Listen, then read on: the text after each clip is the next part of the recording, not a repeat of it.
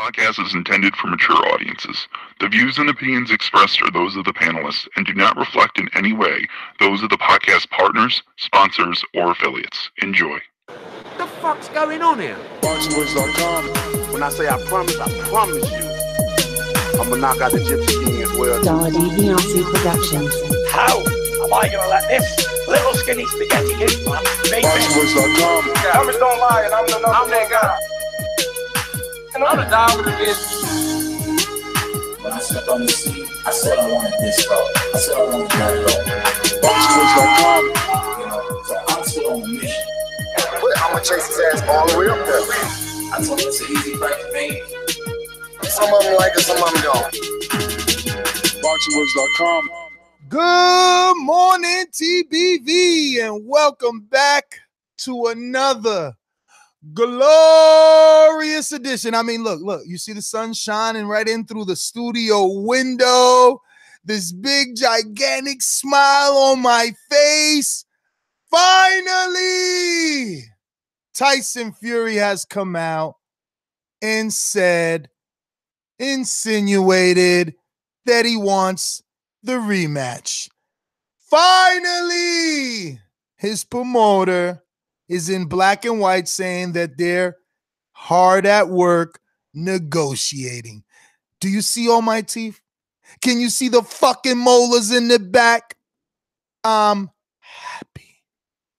Anyway, this is what we're going to be talking about this morning. Heavyweight boxing, Deontay Wilder, Tyson Fury, back in negotiations. The rematch is ready to happen. Even though I'm happy, I still got a bone to pick with BT, but we'll get into that after I introduce my guests and let you know the number to call in, 1-425-569-5241.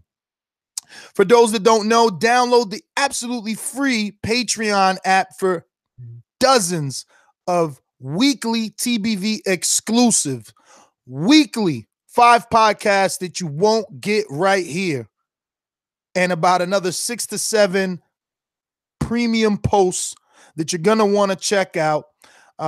Yesterday we had Prospect Wednesdays. Today we'll have Common Creeping Thursdays, and always extras, like I said. Definitely the Act series, one that's taken off. We just had Abnamar's late night last night, and the lucky few that got their questions in had those acts to the champ. Let's get on out to everyone. We have a rotating panel of co-hosts. We'll get to them. The number to call in and participate. Give us your opinion, 1-425-569-5241. You could add Nestor Gibbs on Skype and be part of the conversation internationally. I'm reading, though, that it is blocked in some places. So my intelligent boxing heads, get yourself a VPN blocker or some shit like that. That being said, 9:30 a.m., we're scheduled to have heavyweight Stephen Shaw. It's advised by Al Heyman, also managed by David McWhorter, and 10-0. Was in the training camp of Deontay Wilder. And while I'm introducing my co-hosts and having them give their intros, I'll be hard at work in the back end trying to get someone that knows Anthony Joshua well. Someone that was in the corner when Vladimir faced him. None other than Jonathan Banks, the trainer of Vladimir Klitschko, and others. So we have a jam-packed show in mind. We also have a 1:30 conference call with Manny Pacquiao and Adrian Broner, live international media conference call. No different than any other conference call we've done with Deontay Wilder and, the Charlos last week. So we'll be here. Join us live for that. And then, obviously, 7 p.m. Eastern time, our flagship show, where we are going to preview and predict this weekend's upcoming fights and talk news and notes. And definitely, now that Mike has been taking down the list, checking who's right, who's wrong. So Sunday we can give you that crow, after Saturday night's fight. So long-winded, I know, but let's get to it. I speak it, believe it, receive it. Speak it, believe it, receive it. Speak it, believe it, receive it. I can't say it enough. I speak it, believe it. 2 attempts, handed bands over. Sicko hit, shot and miss. 2 to stand over. Turn up. Breadwinner, huh? Look who in the building. Let me check my Instagram. I might be at 1 million. And I'm in. ThaBoxingvoice.com. Yo, what's going out there? What's going on out there in TBV land, man? We're back here with another one. The Boxing Voice early in the morning, 9 a.m. How y'all doing? But real quick, man, Fury came out on his IG, on his BT Sports. He was working the pads pretty good and said, "Hey, let's get this rematch done for 2019." So I'm looking forward to it. And one quick note about our Patreon coming creeping Thursday. We might have to postpone it to later on in the day, or just all along reschedule it for like Saturday or something, because we don't have any fights on Saturday. So maybe that will be a better option, because we have the conference call at 12:30. But Mario Munguia, what's going on, homie? Well, we could definitely push it to Saturday. Saturday, 9 a.m., we have Border Wars scheduled. So for those that are interested in our Border Wars series, you can join me Saturday at 9 a.m. to talk with past and future participants. If you don't know what Border Wars is, set the time now to put some reminders in your calendar for Saturday morning, 9 a.m. Eastern, 8 a.m. Central, very early, 6 a.m. West Coast, where we'll be discussing Border Wars at 2 p.m. UK time Saturday for all those interested. Man, who scheduled a show at 9 o'clock on Saturday morning, homie? Come on, baby. Give me all the people that are hard. I told you, if you give me 1 hour, if you give me 10 o'clock, I can do it. But not on Saturday, nigga. Friday night, it's shit. Oh, so Mike acting like he be out every Friday night. I don't be out. I'm not saying that, but going over a company's house or having company come over my house is like the same thing, right? If you got company coming over, you should be up early cooking her breakfast. But anyway, who said she's night? Mario. What up? Yeah. Just piggybacking off of what Ness said, absolutely excited to have at least a positive note this morning with the heavyweight. I feel like every morning show has just been doused in negativity, not because we want to be negative, but because we're reporting what's going on, and it's all seems so bleak and unassuring and just all around not good. So yeah, this is finally something that we can kind of get behind, and something we can kind of not cheerlead, but definitely be enthusiastic about. However, I still am pissed off because I'm seeing sun on Ness's face in the East Coast, and I'm down here in South Texas, where it's supposed to be hot all the time and it's cold as hell. So I don't know what the hell's going on, man. It's crazy. Global warming. I don't know what it is, but it sucks. I'm not gonna lie. Man, it is 19 Cold degrees, as right? shit. 19 degrees right now in motherfucking Indianapolis. It ain't that bad. It ain't that bad. Oh man, I feel bad for complaining now, because I gotta get out of here, homie. It's like 54, but it's 32 over here. We just got some. Oh, y'all just got sun. Oh, we ain't got no sun. That's why I'm mad. But Mario, were you able to see the Fury training video on BT Sports? I did. Yes, I did. That you sent it right on time. Yeah. What I was kind of what you was kind of I mean the movement, like, bro, I don't know what it is about Fury, but this thank you. He looked leaner to me. He looked yeah, there you go. You got it up on the screen for those that are watching on YouTube. And yeah, he looks leaner to me. He looked more fluid to me. Just popping that jab and moving, man. With such fluidity for a big guy. Mario, you gotta be quiet for him to play the video. Sorry, my bad. Oh no, there's nothing to listen to. I mean, it's just him popping the pads. No? Yes? Yeah, I don't think there's anything. Yeah, I was like waiting. I didn't remember any commentary, but yeah, he looks good, man. The fluidity on his movement, I guess it stopped right there. I thought there was a little more, but yeah, he looks good to me. Ness, you're not impressed? Impressed with what? We just seen this 30 days ago. Why are we acting like this something out of this world, bro? I'm not saying it's out of this world, but he's still staying sharp in the gym. That's something that we haven't seen from Fury. Thank you. He's in the fucking gym working.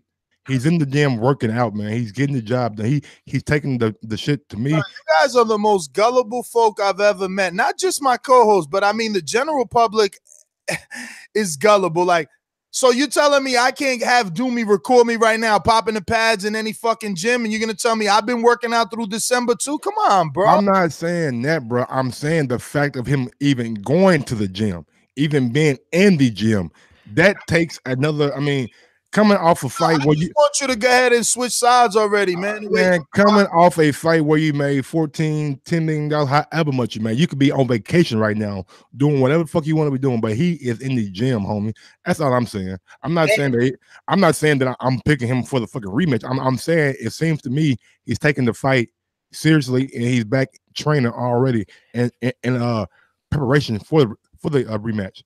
Forget the fight. He's taking his career seriously, I think. Like, you know, the fact that he looks lean, you're talking about him coming off the fight, just coming off the fight. Okay, but he's coming off of a few years where that's not what his daily life was like. That was not his prerogative. To see him in relatively good shape. I mean, we don't see him with the shirt off, but still he looks, you know, fairly leaned out.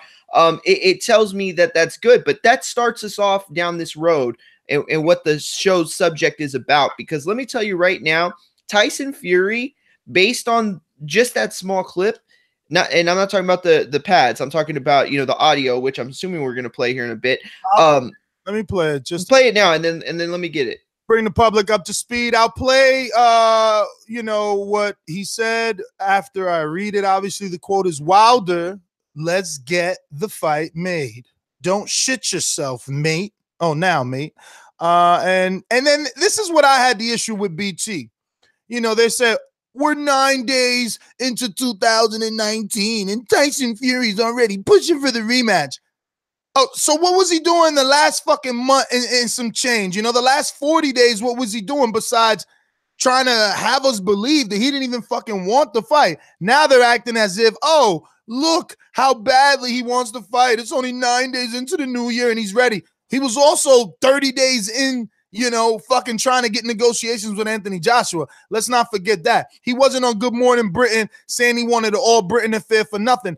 And when we read Frank Warren's quotes, he'll just echo Tyson Fury's sentiments about an all-out Britain affair. So don't nobody tell me nothing. Hopefully this was Eddie Hearn, you know, telling him, no, the door's closed. We ain't giving you no huge payday for a domestic fight. Go face Wilder. Because I feel he was trying to avoid this, man. I know that I felt like I know that I could be rushing it. It's only 30-something days, 40-something days since the fight. I was coming up the stairs to the studio with the coffee in hand, and I'm like, bro, do you really want to go down that angle and say that he was like giving us the feeling that he didn't want it? But that's all that I could feel, especially with the Good Morning Britain interview. Then with the Ben Davison, there you go. And Frank Warren coming out with this AJ thing and this split pay-per-view with BT and Scott. How else could I not feel that way? But it was very soon though. And what does every fighter say? No, Mario. We got 3 pieces of evidence pointing. No, you're right. Wanting it, and we only got 1 now showing that he does want it. But I think that the time that we're talking about from the fight is the time where you're not even thinking about it really. I mean, maybe you'll make these comments, you know, to get some, you know, media sensation splash or whatever, some, you know, quotes to go online. But what does every fighter say? Almost every fighter, other than, you know, I want to thank Al Heyman. What does every fighter say? I'm going to take some time off. When they say, what do you want next? I'm going to take some time off. I'm going to take some time off. I'm on vacation with my family. I'm going to take care of my kids. We're going to go on vacation.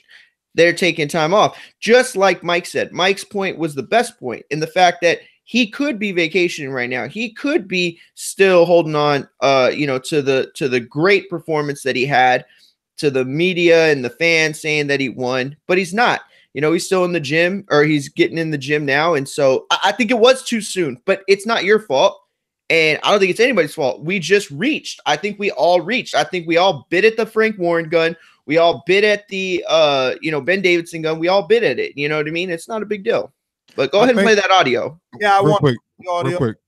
I think you guys are like missing like the bigger picture though. Fury said in like a lot of interviews that if he has goals in mind and goals in place, then he has the right mindset to come out and be motivated to like pursue those goals. So I'm happy to see him back in the gym, because that shows me that he is standing on what he said months ago about having goals and being motivated. So this is like the best kind of thing that really to come out, because he could have been paid and been out on the beach like AJ, don't say, with his shirt off and shit and just chilling, but he's not. He's back in the gym and seems like he's ready for the fight. Well, let's get to this audio and hope that he's ready for the fight. Just maintaining my fitness, really. I'm fit now than as I was then, same kind of thing. Ready to fight. Wilder, let's get the fight made. Don't yourself now, mate. I don't get it, man. I don't get it. And you know, all the sheep gonna latch on to that. You know, this Wilder, don't shit yourself. Let's get the fight made, as if Wilder doesn't want, as if Wilder wasn't the one, or isn't the one being called a duck because he's so adamant about wanting this rematch. I'm telling you, public perception is a motherfucker. That's why I say we can't be on these shows, you know, giving options, because when we give options, we give excuses, and excuses lead to, you know, reasons why fights can't happen. Not allowing Fury the possibility of wiggling to a bigger fight will lead us down the rematch, which is what we want. We got 2 super chats, one from Siobhan Bodie. Love the rematch, but if Wilder KO Fury, no third fight. And we got another one from Rhythm and Violence. He says, where is it at? Okay. Hey, Mike, you happy for him? Look here, man. I'm happy for the fact that we are possibly getting the rematch that we want. I mean, not necessarily saying that I'm happy like for Fury, but I'm happy that he's taking his career seriously and that he's definitely back in the gym. Like I said, man, he said that as long as he has goals, then the weight that he put on would not come back, and all the negative things that he was doing would not come back. So let's just hope that these goals are serious. Well, here's another reason to be happy for him. I guess I should say happy for him. I think he's the fighter to be right now. Honestly, you know, obviously AJ is the it fighter. Obviously Deontay Wilder is the American it fighter in the heavyweight division. And yeah, they have the most upside, I think, career-wise, if you're talking financially and things like that. But right now, Tyson Fury's the man to be, because you don't see these articles. Listen to me. Just listen to me. Yesterday, listen to me. was the man to beat. No. I didn't say, oh, wait, that's what I'm saying. You're not listening. I didn't say man to beat. I said man to be. Yeah, I'm not. Because the pressure's just not there for him like it is for Wilder and Joshua. Whether it's unfair or not, like he said it, like if Wilder's been ducking him. And that's not the truth. That's not the case. Wilder's not ducking him. Wilder wants that fight. But he says it so carefree because it doesn't matter what route he goes at this point for himself. Either way, it's a win. Either way, people are applauding him and people are championing for him. And maybe it's because of suspect reasoning, because of the last few years and where he's the hole he dug himself out. But he is in the best possible position to have the least amount of outside of the ring pressure, which helps you so much when you're at the negotiation table, when you're inside the ring, when you're training. It is just a carefree state to be when you don't have that Floyd Mayweather target on your back. You know what I mean? But Wilder does and Joshua does. And I think that little snippet of the video is it. Mike, go ahead. I was going to ask you this question. Now, you say he's the man to be. Now, is that because of public perception? I think that's part of it. I can't really say, you know. If it is part of public perception, now the public is saying that he won, right? So shouldn't there be more pressure on Fury in the rematch since the public thinks he won already? It should be an easier fight for him because most experts think that being the better boxer in a rematch always goes towards the boxer, right? It should, but are you reading articles that paint that narrative? Because I'm not. Exactly. I'm really not. You know what I mean? It's weird, Mike. It's really weird. That's what I'm saying. So technically, I mean, he's really not the man to be. You know what I'm saying? Like, if that's the case, then I feel like if you're the man to be, that means you're on top of the mountain or you're on your way up there. Right now, Fury his profile has risen, but again, I just don't think he's the man to be because he doesn't have the type of leverage that Wilder or AJ has. Absolutely. And there's no questioning that. And I'm not saying he's the man. I'm not saying that, he's surpassed Wilder or Joshua, not even close. But when I say he's the man to be, I'm saying that if you could magically put yourself in the lives of all three men based solely on the pressures that come from boxing and the fickle boxing fans, Tyson Fury has the least amount of pressure being put on him in the media, through fans, social media, whatever it is. And I think this little aspect really paints that narrative, even though it's a small clip. But go ahead, Ness. I was just going to say, bro, if you want to be Tyson Fury, I can see your angle. I can see your narrative. I can see why a person would want to be Tyson Fury temporarily. Temporarily. It's totally different than permanently. Deontay Wilder and Anthony Joshua are in better positions, and they're in a place where every heavyweight wants to be. Why? Because only those two names and the combination of those two names together is talks of a $100 million excess plus fight, Joshua Fury never, ever has been spoken of as $100 million plus fight. Joshua versus Povetkin and all the other names that you want to talk about, like the UK fans know Wilder. It's shown throughout television whenever he goes there.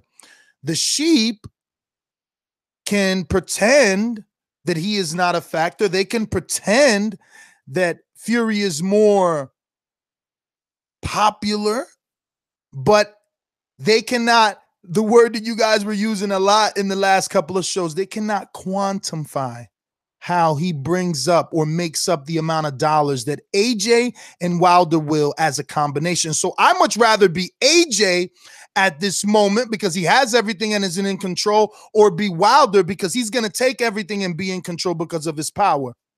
That's a really fair point. In fact, I went back and listened to our show yesterday, and I think that what you just said right there, that was our biggest misunderstanding, was that it is that fight, and Joshua Fury isn't that fight. And you're absolutely right. So for the long term, and even for like the midterm, well, that's not the word, but for a middle-sized term, I guess, you don't want to be Tyson Fury. You maybe want to be Tyson Fury in this one moment where he can do no wrong. You know what I mean? Sure, he can go out and pick a guy, in the bottom 20 and get shitted on, but even that, he's not going to get the hate that Wilder would get or Joshua would get. So to quote my man Ness, who quoted me a little earlier, public perception is a bitch. Public perception is a motherfucker. And right now that public perception is in the favor of Fury. It may seem like a dumb question, but it may seem like a dumb question, but my teacher always said the dumb question is the one that isn't asked. Yes. Now, can Tyson Fury and AJ come to America and put on a fight after AJ fights Wilder or Big Baby? Okay, I think they can, but I think it would be a huge mistake, though. I really do. I think that while Vegas is the hotbed, they can put between 12 and 20,000 in like the Madison Square Garden or Vegas or the Staples Center. Oh, absolutely. I believe they can. I think Joshua is that guy. I think Fury's got enough name recognition. They would either go to Vegas or New York because of the flight, right? Well, Vegas because of the fee, the site fees and the gambling, and New York because it's closer for UK people to get to New York and cheaper. And remember, Fury plays on the Irish. There's a better, Irish demographic in New York City. And the only reason I asked that is because of the $100 million fight between him and Wilder. So if they come to the US, does that make that fight worth more money? Again, they cannot do it. maybe Fury can attempt another without a successful win for Fury in the eyes of the casuals, right? Because I was listening to Joe Rogan yesterday with Kelly Pavlik, and again, 2 more white guys talking about boxing that know the sport and still feel not that Wilder won, but at least the perception of that because of that knockdown. That's what the public is gobbling up. So I know while the UK public is like, yo, Fury doesn't even need to do this. He won in our eyes. In a lot of the Americans, it's like, bro, he was knocked out. That dude was knocked out. And that's all people could get hung up on because that's all they want. They want violence. They don't want the sweet science. I do. That's why I like my boxers, you know. That's why I know Willie Monroe long time, and you know I like Terrence in the ring. Man, big ups to motherfucking Willie Monroe too, man. He was on our IG page because somebody said something to him, and he really put him on blast and really explained what really happened with his testing. He didn't fail a test. It was an adverse finding, and it's not like he popped for something, but adverse finding, and he just really laid it out. So big ups to Willie Monroe for not being scared to like share what really happened. But back to the Fury topic, man. Like I understand what you're saying, but I feel like the way the U.S. public perception is, I mean, half and half think Fury won. So maybe coming back to the U.S. against Joshua is maybe a good plan. Well, I don't know if it's half, but Mike, do me a favor. Mm-hmm. Turn like to the left and just roll yourself into the fucking wall, okay? 300,000 live on Showtime, and he's gonna do a pay-per-view with Fury. Man, if you don't shut your ass up, man. What you gotta do. One dude already doesn't have a successful win in the US. The other dude is known by Johnson, but you think they're gonna come over here and do a pay-per-view? Man, get the fuck out of here. I didn't never say pay-per-view though. Like that wasn't my narrative. You didn't say pay-per-view? Nope. I thought it was like a regular fight. Like fuck it. I mean, who like cause I know like the people won't buy it. You know what I'm saying? Like I see Mario the dime. Regular fight. I could see a regular fight happening. I ain't hear you indicate that. I never said pay-per-view though. Like that was $100 million fight. You lying. Mike lying again, man. How am I lying? You backing up. You put your Did he ever say regular free fight? I didn't hear him say that, but I mean, it makes sense if that's what he was talking about. Like, I don't think Mike is stupid enough to say it the other way around. But listen to me real quick, though. I don't even want to. I hate to break our flow because I think we got a good one going. But goddamn, Ness sounded so serious. I thought he was gonna say something so sincere. He's like, Mike, turn around to the left, and then he just fucking was a dick about it. Like, damn, I was like, what's he doing? Oh, is there a wasp in his house? Like, I think there's a robber. Oh my god. Damn, Ness, boy. Hey man, somebody really clipped what you said though. Would I fight my friend? Hell yeah, I'll fight his ass. No way. If they told me to go fight Mike, give me a fucking wheelchair. they clipped that. That shit had me dying laughing. Somebody put that shit in Border Wars, like, yo, I really want the Mike fight. What we got to do to make it happen? But I'm like, I don't dodge nothing, baby. What's up? Now, after you said that about the torso, it makes sense. I could generate. So it's, yeah, you can. Not just anybody could generate because of their legs, so it won't be fair. It won't be fair. These niggas don't know, bro. I do everything with my arms, nigga. You think you can? You look like fucking 50 Cent. I'm gonna knock your ass the fuck out. But anyway, back to the motherfucking topic. Well, if you want to talk about knocking out Mike and or getting knocked out by Mike, we will be doing that Saturday. Looks like we have to push it to 10 a.m., but it's already scheduled for 9. I'll just reschedule, push it for 10 for the little babies of the world. We got Stephen Shaw in 1 minute. He's already confirmed. He's going to be jumping on with us. He's over there on Mario time, Central. I believe he's in Texas. And then we already have Jonathan Banks, trainer of Vladimir Klitschko, confirmed. Yeah, because I heard he's been in that AJ camp. And I heard they've contacted him to be in that camp as sort of an advisor after that Vladimir fight, and that they've been in contact, he and Banks. You know what I'm saying? Him and Banks. Remember Banks, Lloyd Banks? He was official. But yeah, so I'm interested. That first city was hard, my nigga. I love that shit.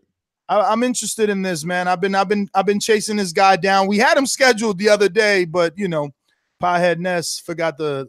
I scheduled with him. I just didn't say it to the people. Or David Waters, but okay. 10-0, 7 knockouts. Okay. Who we talking about? Who we talking about? So I'm just trying to see what he's now doing. You want to do, so he doing last minute research. I mean, just to get me some generate some questions. I mean, not hard. Yeah, he's got 7 KOs, and other than his no contest, he's got 2 in a row. So you know, he looks like he's got some power. Is he signed with Lou, or is he with the David McWater? Well, he's with Lou as a promotion, and he's with David McWater. Yeah, exactly. Gotcha. Cool. But yeah, definitely excited to talk to him. I love the fact that we've been giving prospects some love. And from St. Louis, Missouri, I got a couple questions then now. Excited? I'm just I want to see where his head at. All right, so I'm having him call into the studio. We're just going to be waiting on him a few minutes. And like you've been hearing us talk about Border Wars, we actually have a post already on Patreon right now where you can go ahead and vote about Border Wars and let us know. As a Patreon family member, we want to know what sort of content you want. So there's 3 options. Pick one. Let us know what it is. Looks like we got Stephen Shaw on the line. So I'm going to go ahead and jump out to him. Stephen, man, good morning. Thank you for rocking out with TBV early in the morning. We out here talking some heavyweight boxing. A guy, fortunately, this worked out perfectly. You know, we wanted to have you on the show and let the audience know about a new heavyweight. We just had your promoter on about a day ago, Lou DiBella, and we were talking with Lou about you. So, you know, once he said a few things, I said, you know what, let's get him on the live show. And today happens to be a day where we're already talking heavyweight boxing because Fury's come out and said he's ready to get that rematch with Wilder. Let's get it on. I know you've also been in that camp, so this works out perfectly. But I know you. My co-hosts don't even know you. They've been hard at work doing research. The listeners may not know you. You didn't have a lot of fights on TV last year, and I don't think any. Maybe, hopefully this year with the new PBC deal and Fox deal, we'll get to see more of you. But please do us a favor. Let us know, obviously, how has been your New Year's. Thank you for coming on the show and taking out the time. And just update, I appreciate it. Update the listeners a little bit on who is Stephen Shaw. Man, Stephen Big Shot Shaw, young up and coming prospect, heavyweight prospect from St. Louis, Missouri. You know, I've been doing this since I was a little kid. You know, 9 years old when I started this. You know, and I'm just blessed to be in this position. You know, 10-0, seven knockouts, 5 first-round knockouts, 4-time national champion as an amateur. You know, and now last year I inked a deal with Lou DiBella, a 3-year deal, 11-fight deal.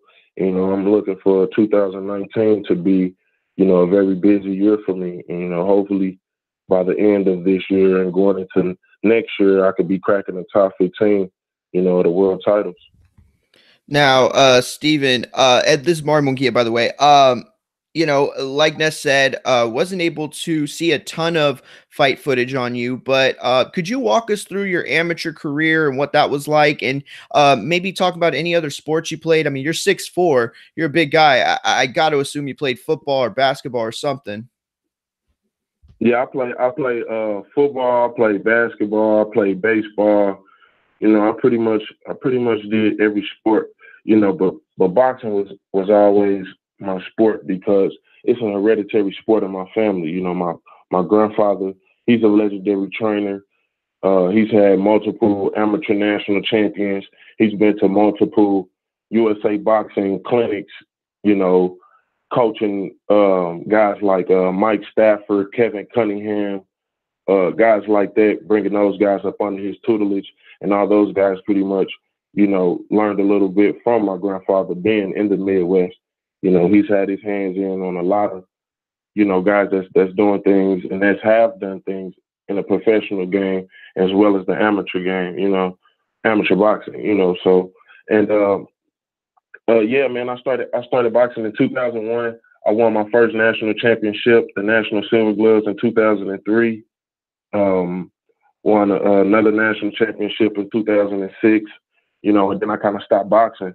You know, because I kind of fell out of love with boxing. You know, I was young. You know, I was dedicating my life. I kind of got burnt out. You know, when 6 years passed, and you know, I came back to boxing. Went to the Olympic trials with my grandfather. He had a fighter named Stephon Young, which is a bantamweight contender right now from St. Louis, Missouri. And he had him. He went to the Olympic trials, and I said, I'm coming back, you know. And ever since I came back, you know, won the 2013 USA National Championships and won the 2013 National Pound Championships. You know, I fought Charles Martin in the 2012 National Pound Championships, dropped him twice, but, you know, hopefully sometime next year, you know, I look forward to that rematch in the professional ranks. Okay, yeah, that'll be a good one for you. Now, my first thing first, is it Stephen or Steven? It's Stephen Shaw. Funny story. I was named after my mother, which her name is Stephanie, you know, and she named me after her, so I'm Stephen. Okay, Stephen. I just want to address you right, Mr. Shaw. You're from the Show Me State. Now, when you get in the ring, St. Louis, Missouri. Yeah. Why should fans tune in? What do you have to show them when you get in the ring? Oh man, I can do it all. You know, I can box. You know, I got hand speed, foot speed, power in both hands. You know, I got all the fundamentals. You know, got a good defense, got a good chin. You know, and I got the will of a lion. I got the will of a gladiator, because this is a gladiator sport. It's not even a sport. You know, this is pure combat. You know, some people can look at it as a sport. You know, you can't look at it as a sport. You know, it's combat most of all, and as well as it's a business. You know, and I understand that. And me being a 5-year veteran now, only having 10 fights, I feel like I need to be a little bit more busy. You know what I'm saying? So I can get back on track, you know, to where I need to be, you know, especially inking this deal with DeBella. I feel like he's one of the best, if not the best promoters in the game. And I feel like he can put me to that level where I need to be, because I can dazzle, I can razzle, you know, and I can beat the best of them with the right preparation. I feel like that in my heart. So, Stephen, talk to me a little bit about this no contest, because you at least had 2 fights. They both look like they were with Lou, because BB King's is definitely a location that Lou puts his fighters. That was my first Lou DeBella fight. Is that part of the 11? Yeah, that was the first one in the 11. Okay. Yeah, that was the first one in 11. But you know, I guess it was a false positive. You know, I really didn't get too many of the logistics of what happened with that. You know, we just pretty much moved on with that. You know, and I feel like that's pretty much behind us.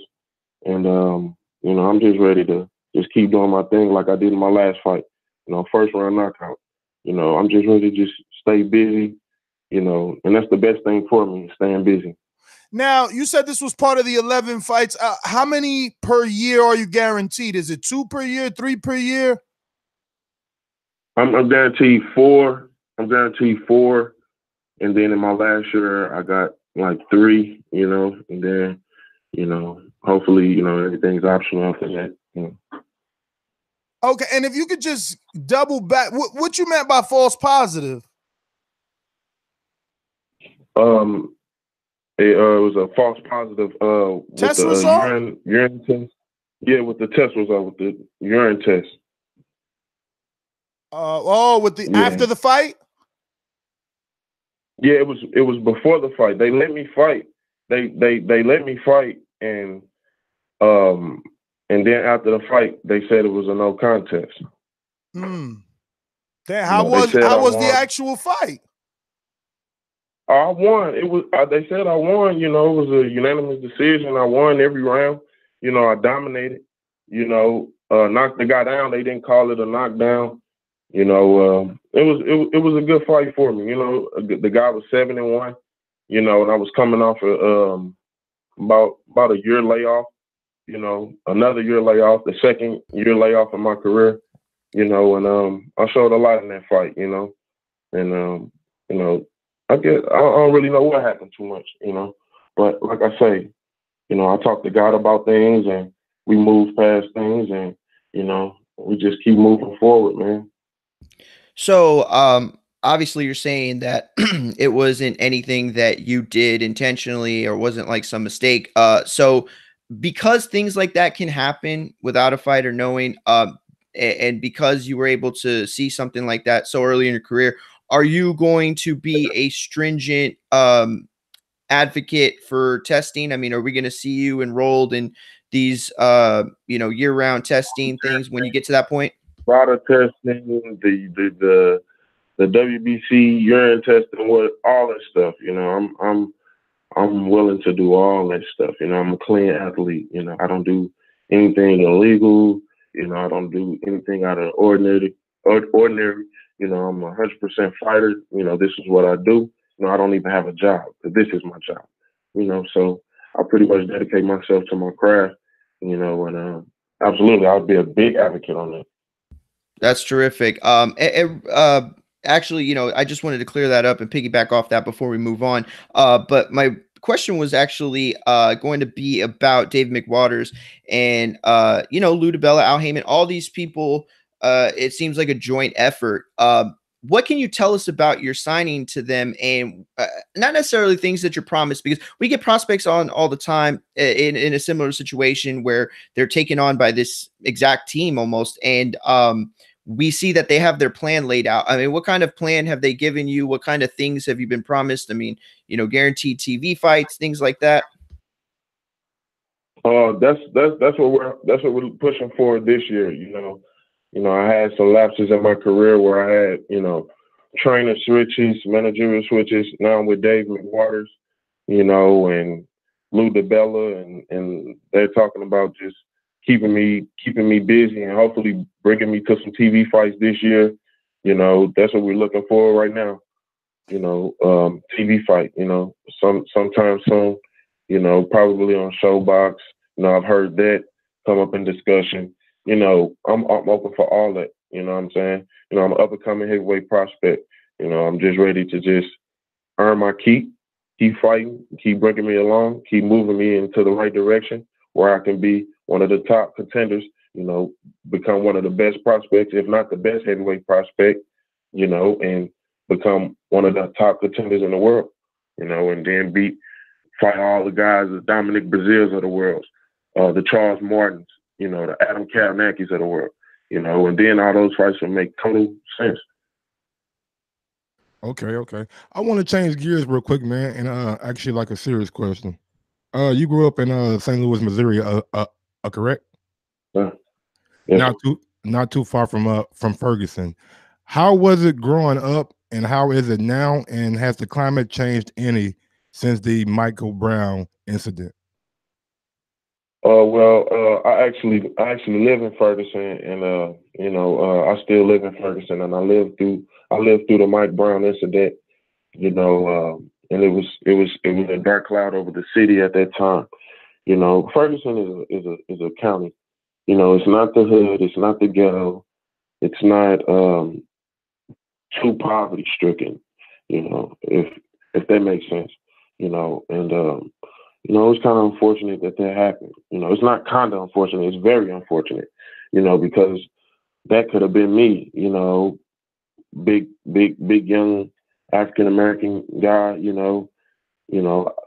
that was just a sad situation, man, but the city, we gathered together, they got, the guy Darren Wilson, he got off, and,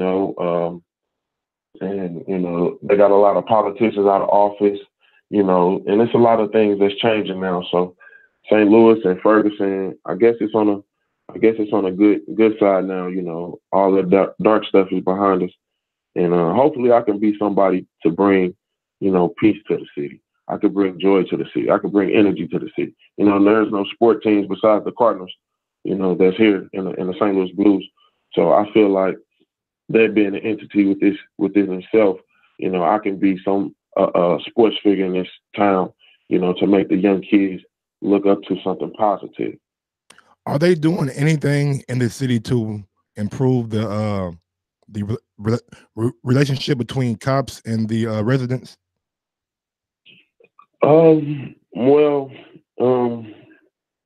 Well, yeah, they try to. The gym that I go to is funded by the Police Athletic League. You know, it's supervised by police officers, former police officers. You know, former people that have served this country. You know, and they try to take the kids up under their wing and show them boxing. You know, introduce them to a sport. You know, where you can put your frustrations to something that's positive. You know, it's an outlet for kids that, you know, they need an outlet, you know, and that's what my father and my grandfather always tried to do, you know, ever since they got into the sport, you know.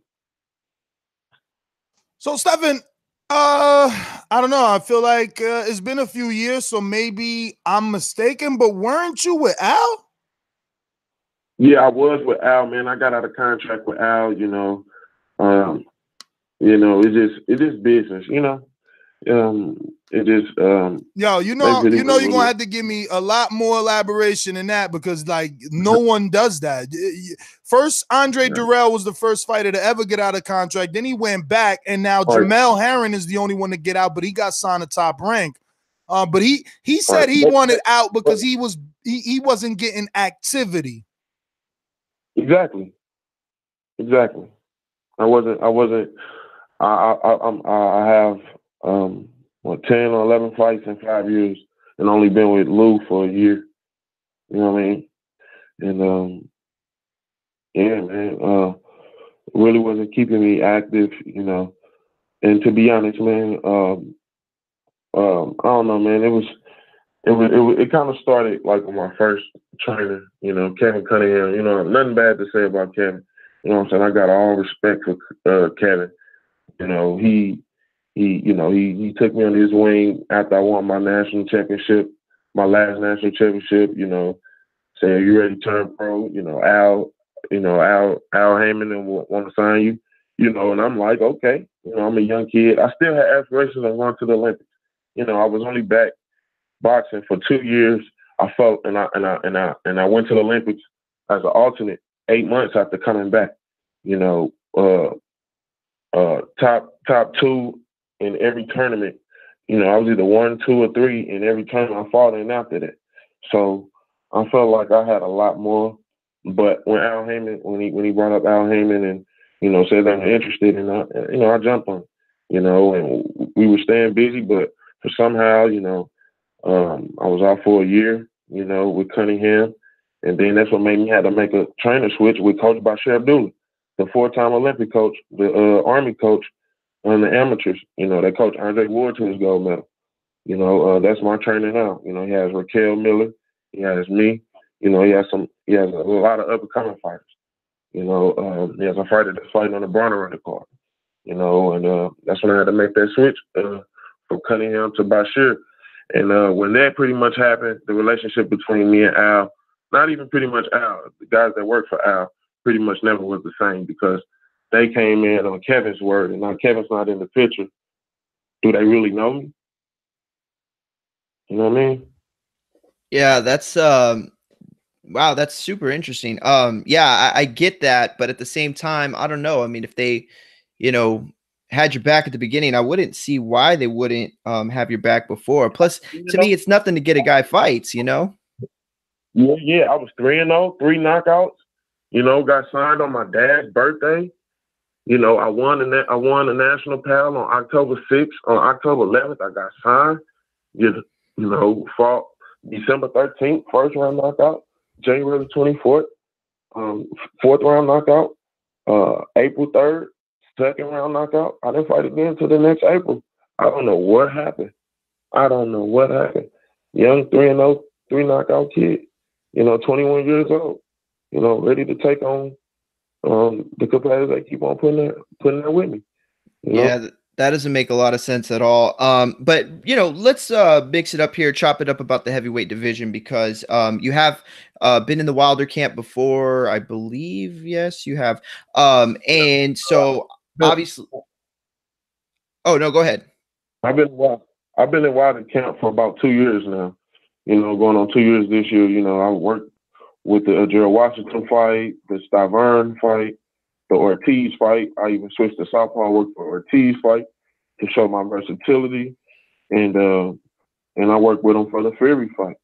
You know, and that's one of the best fights of the year last year, if not the best. Absolutely. Deontay ready for that. You know, he brought me into his home. You know, Deontay's a real good dude, man.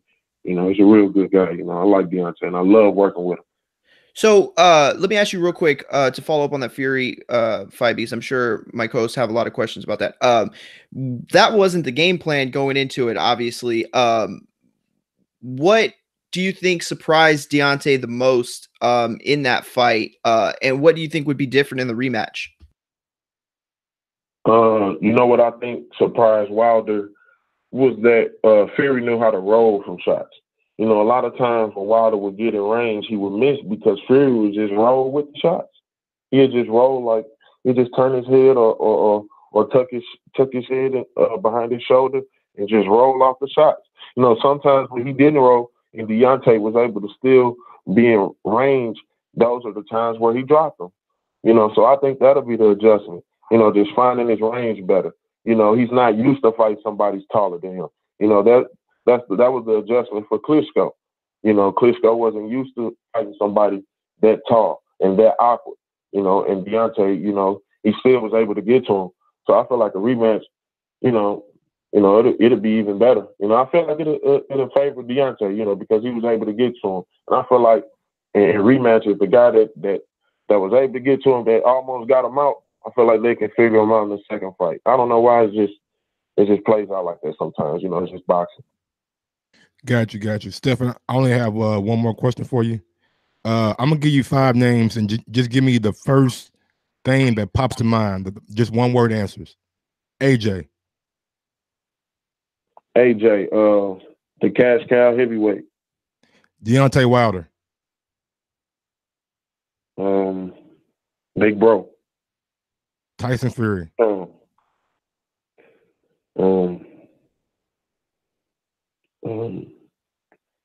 Awkward, strong-willed. Luis Ortiz.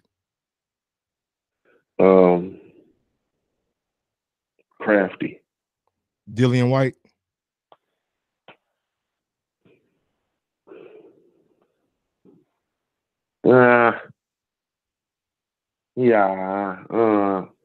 Next question. Big Baby. Big Baby is the last one.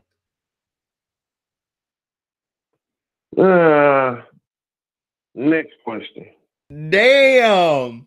Wow. Yeah. No. I got all respect for those guys. No. But I gotta show my bravado, man. I'm coming for those boys, man. All of them, AJ, all of them.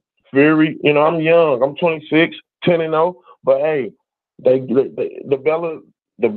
I'm with the Bella now. He gonna give me the right fight, you know, and put me in that position where I can fight those guys and all those 5 that you named. You know, whoever else. You know, but you know, I respect to those guys. They deserve to be where they at. But my time coming. Now, in order to get where they're at, you're gonna have to pick someone off to climb the rankings. You know, you're definitely behind them.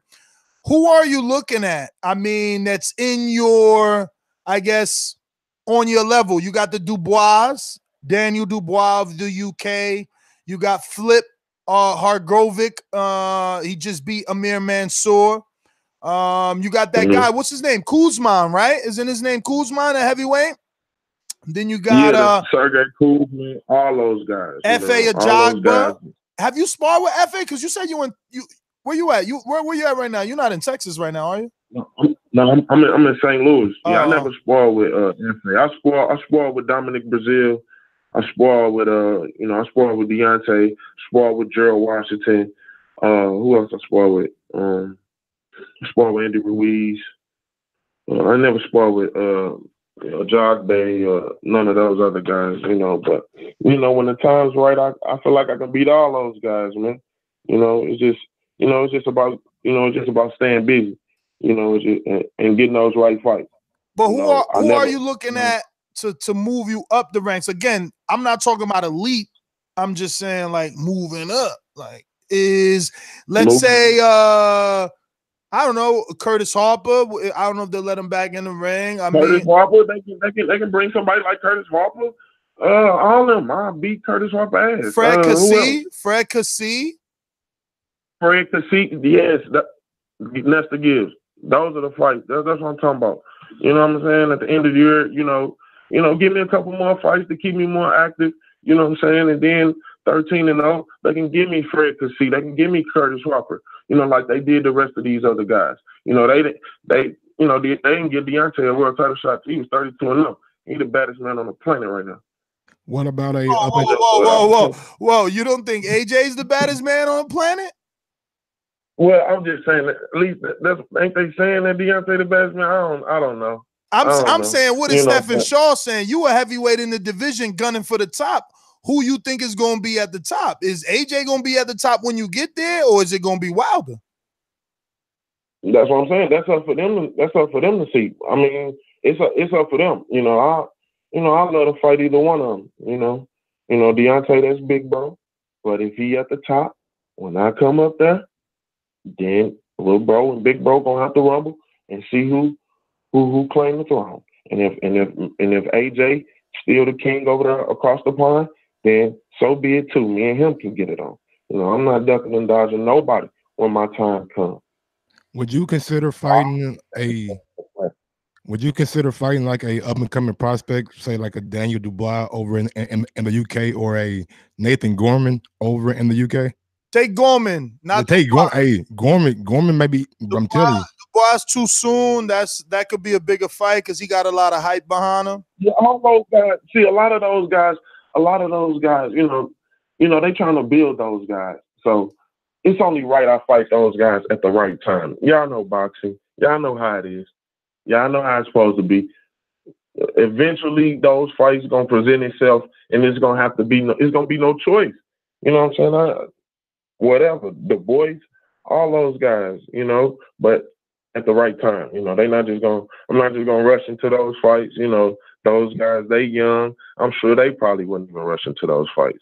So, the time gonna come when those fights gonna happen, and we gonna get it on. I'm gonna beat them all. That's how I feel. Nah, for sure. Listen, and we're not trying to pin you down to any specific quote. We don't want you to call anyone out.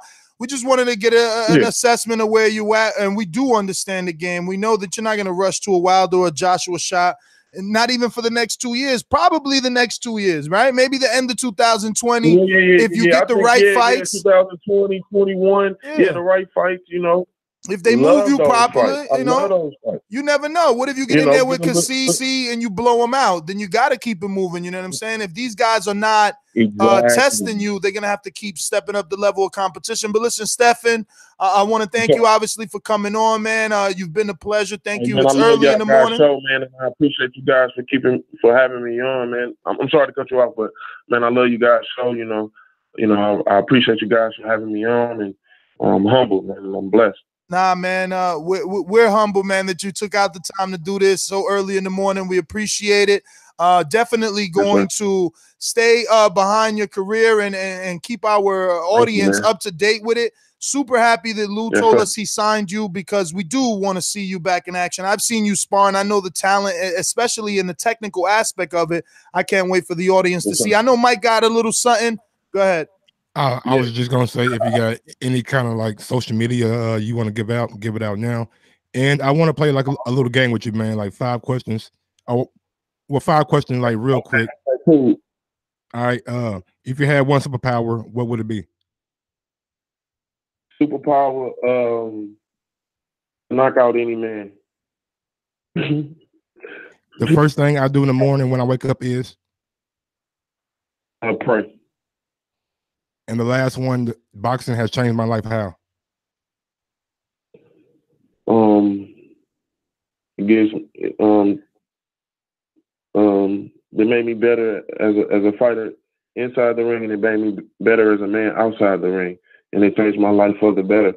And I'm just blessed to be in the position I'm in, and I'm thankful for boxing. Boxing helped me find my wife. So I love boxing. Stefan, man, thanks again. Give out your social media for anybody that isn't following can do so. Okay, you can follow me at Stefan Big Shot Shaw. Big Shot Shaw on Twitter. You can follow me at Big Shot Shaw on Instagram, big_shot_Shaw, and Stefan Big Shot Shaw on Facebook. You know, follow me and I'll fight for y'all, and I appreciate all the support. And I appreciate you guys, and I thank you. You know, keep following me, keep getting behind my career, you know, and follow me all the way to the top, because this will be a journey, and this is history in the making, his story in the making. You know, and I appreciate you guys. Thank you, brother. Thank you for the time. Can't wait to get you back on. There you have it.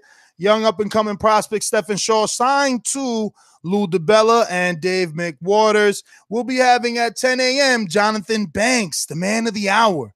He was across the ring while watching his man almost have his head knocked off his shoulders by Anthony Joshua. So we'll see what Jonathan Banks, the trainer, the last man to seek and soak in all that tutelage from the legendary Emmanuel Stewart. Yeah, definitely. He's probably got more knowledge on what it takes to, you know, fight, beat Joshua, whatever you want to say, than almost anyone out there not inside the Joshua camp.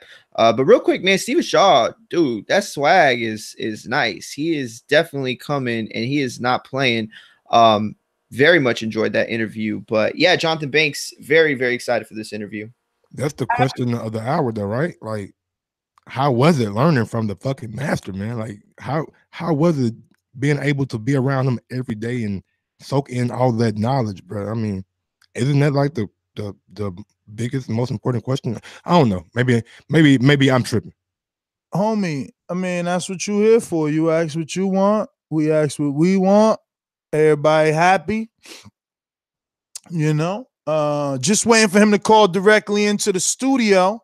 Once again, for those that don't know, we will be having Jonathan Banks. We just finished up our first interview, wrapped that up with the red hot up and coming prospect. Happy to see that he had those 2 fights. I didn't even know he had those 2 fights, obviously off TV. And this is why I was telling Lou on our previous interview with Lou DiBella that he needs to seek out some sort of television deal for his Broadway boxing series, either with, ESPN Plus or DAZN, in order to get these guys that type of exposure that's needed. I mean, right now with so many streaming services, I'm shocked at Lou that he wasn't able to put together something. I mean, Facebook was doing Golden Boy fights. Why couldn't Lou do Broadway boxing through Facebook? But you know, it is Man, what this don't make no goddamn sense, bro. I'm getting sick of this shit.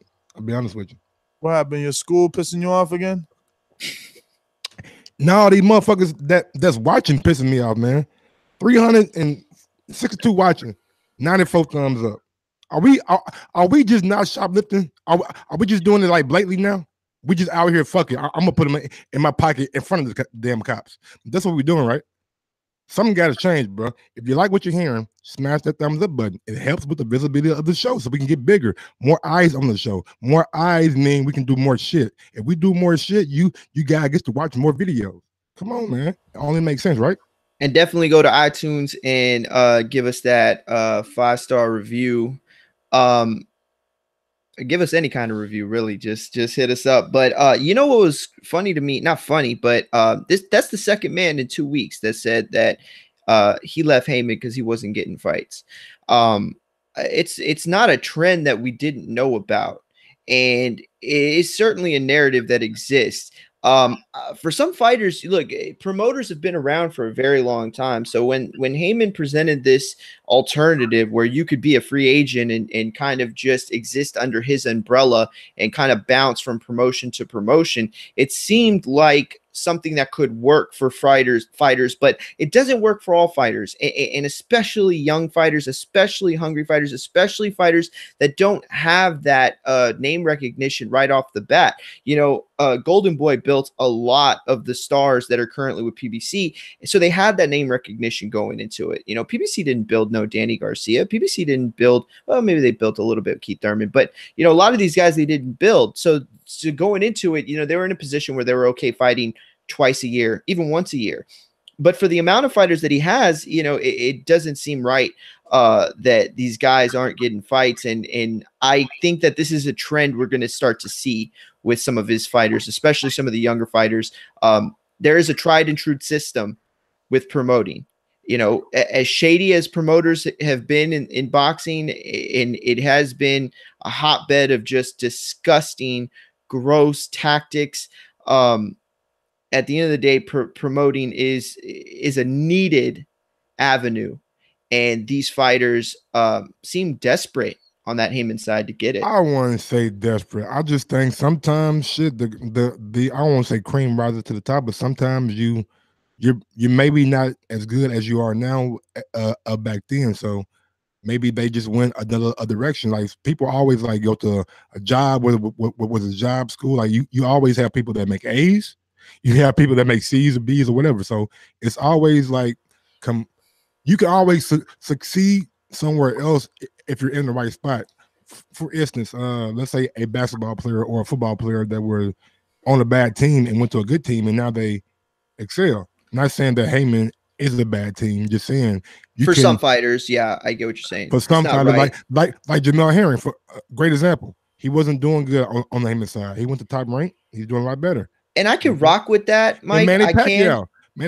Look at Manny. He. I think that's a little different, though. I think that's a little different because of where he's at in his career. But that said, the only problem I have is that this thing with PBC and not keeping fighters active, it started from the very beginning. And for some fighters, it's been better than for others, but that narrative started from the very beginning. So that's the only issue I have. But I do believe that you are correct in your assessment, though. And that was a good analogy, by the way. One thing they got to fill in is that UFC fight stuff that left from Fox. So it's going to be a lot more fights. That's a great point. That is a great point. You're right. I'll say this, man. I hear Stefan and other guys about the inactivity. But I wish more people would be like Trout. Trout is a guy that didn't start with Heyman, came to Heyman after, feeling the struggles.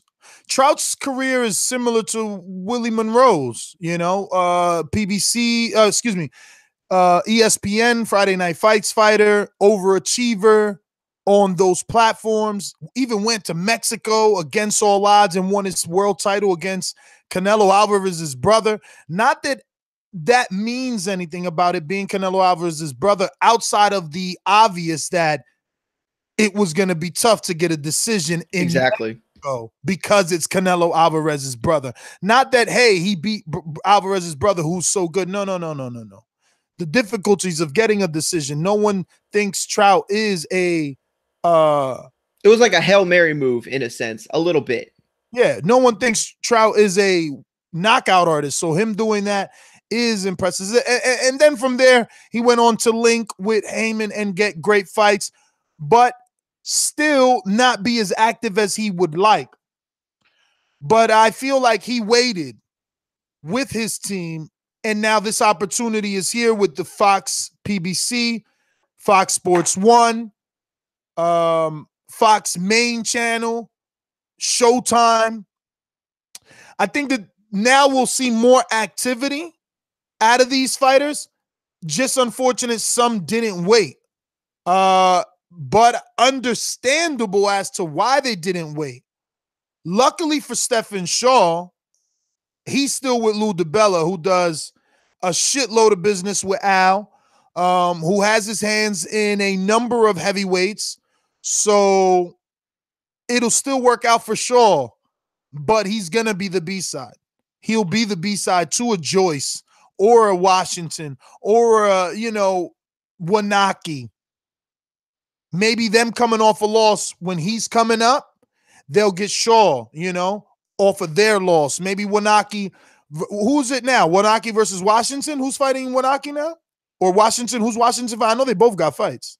Yeah, they both have fights. I don't think they're fighting each other. You're absolutely right though, and that's what I like about him signing to Lou DiBella is that Lou works with everybody, so he could find a way to get one of those fights. You know what I mean? He's not going to have to wait years for a certain fighter to present himself in a certain situation.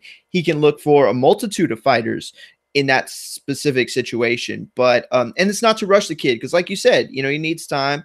He needs to string together a year or two of consistency against any competition, really. And so I think that'll be done.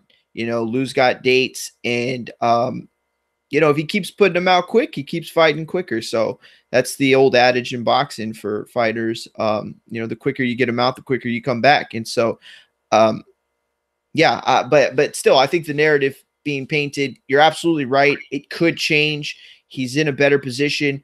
That said, though, I think he's more in a better position for guys like Willie Monroe, you know, like you talked about, that have the ability to make it onto those cards. But what about the guys that would fight in a Broadway boxing type show? He has guys like that too, and there are only so many dates, you know. So if you get some guy opening up the Fox undercard, you know, when are you going to get him back? You know, you can't wait for the next Fox undercard. It looks like we're not going to have Jonathan Banks. He's ducking the call after he just texted me like, okay, yeah, we're cool, no problem. But I was I just want to say, like, Stefan is far off in the rankings. You know what I'm saying? Like on BoxRec, he's 256. You know what I mean? So he's got to like really step it up in the next 2 years. Yeah, let's just play matchmaker for a little bit. Like, who would y'all like to see him face to get up them rankings? And before we get to these callers, I'll give him Nathan Gorman first. You know what I'm saying? Where's Nathan at? Because you don't want to rush him, right? I mean, Nathan's not. If he's that's like a good barometer. He's on TV though, brother. You got to remember that. It means something. But that's a good. Those lights are a whole nother factor. Okay. I like the Cassie fight that you said. Oh, real quick, before you go, I like the Cassie fight that you said. That was such a good idea. I think they don't do he's always though. But that's what. But it doesn't. That's the point. It does. Yeah, it doesn't have. It's not supposed to do something for you. He's not at that stage. I want to see where that's a good. But that's the point. That's a barometer fight. Bro. Gorman is 21. You asking a dude to jump 230 something. Gorman is 21. Yeah. Damn. Yeah, that's a fight that really makes no sense right now for him. Yeah. But Fred Cassie, that's a guy who's been in the ring with some of the guys that he wants to target. So it's a good barometer fight. Yo, Gorman is at 21 because of who. That's crazy though, bro. It's because of who he's with. Because how the fuck is in the world? How well BoxRec, my name. Shit. He's ahead of Joe Joyce, Huey Fury. No way. He's ahead of my boy Zilly Zhang Bang. No way. Long Zhang. They tripping. He's ahead of Thomas Adamick, Daniel Dubois, Oscar Rivas, Maurice Vach, Tony Yoka, Frank. I don't know that dude. He's ahead of Uzunu. He's ahead of Washington. He's ahead of Bogdan Dinu. Andres Fedosov. That's what I'm telling you, dog. There's some good ass fighters out there. There are a lot of great fighters. Fedosov is 49. I don't think Stefan's ready for that. And if he is, that's going to be a tough 10 rounder. So what about Joe Hanks? Joe Hanks. Yeah, that's what Javi said. Look, FA 63, bro. Areola 64. I was gonna say Areola. Areola at the end of a year is. I think Areola's not that bad. He's come in. He's old. He's got a name. You know, he's battle tested. I think that's a pretty good fight. Christian Hammer. Sam Sexton is 96 and Travis Kaufman 95. Travis Kaufman. He's fallen. Travis has fallen 14 ranks or points. However they do their fucking. What's the heavyweight slots that Dave Allen knocked out with the ponytail and shit? Help me out in the chat, man. He's like names. Look at all these names from 100 to 125 we've never heard of. I can't pronounce that one. Sean Turner's the next one. Armand Sands, Rafael Tornici. You said Curtis Harper, right? Didn't you? I said that. I don't think they'll give him a fight because he's the one that walked out the ring. Oh, that's right. That's true. God damn, Nick Webb. Yeah. Give him Nick Webb. I'm trying to get this heavyweight on the show right now, but he doesn't do mornings. Domani Rock from Philadelphia. The money, yeah. He's ranked 121, B, and he's active. He's active. he was on a documentary that I saw not too Curtis long Harper ago. 250. Oh, there you go, Curtis Harper. But again, Are they going to let him fight? Shout out. You don't do that. You don't do that to boxing and think you're gonna get another paycheck. Who is that? Hell no. Rick? 845 Rick. Joe Hanks is 135, homie. Joe Hanks. That ain't bad though. But that's what I'm saying. Even Hanks is ranked up. Yo, Hanks did a little bit in the first round with Joe Joyce. He Got knocked out though. He landed some shots though. But I think that's though a good it's the barometer, barometer. though, man. Exactly. Yeah, It's a good barometer. No, that's still more than a half skip. If you're at 254, how you going? How much do you really think fucking Nathan Gorman is better than the who was like right behind him? All right, Mr. Matchmaker. That's what I'm saying. Listen, no, let me say. All right, you matchmaking. He's got an 11-fight deal, right? Okay. Already. I'm not saying give him to him, right? Let me talk.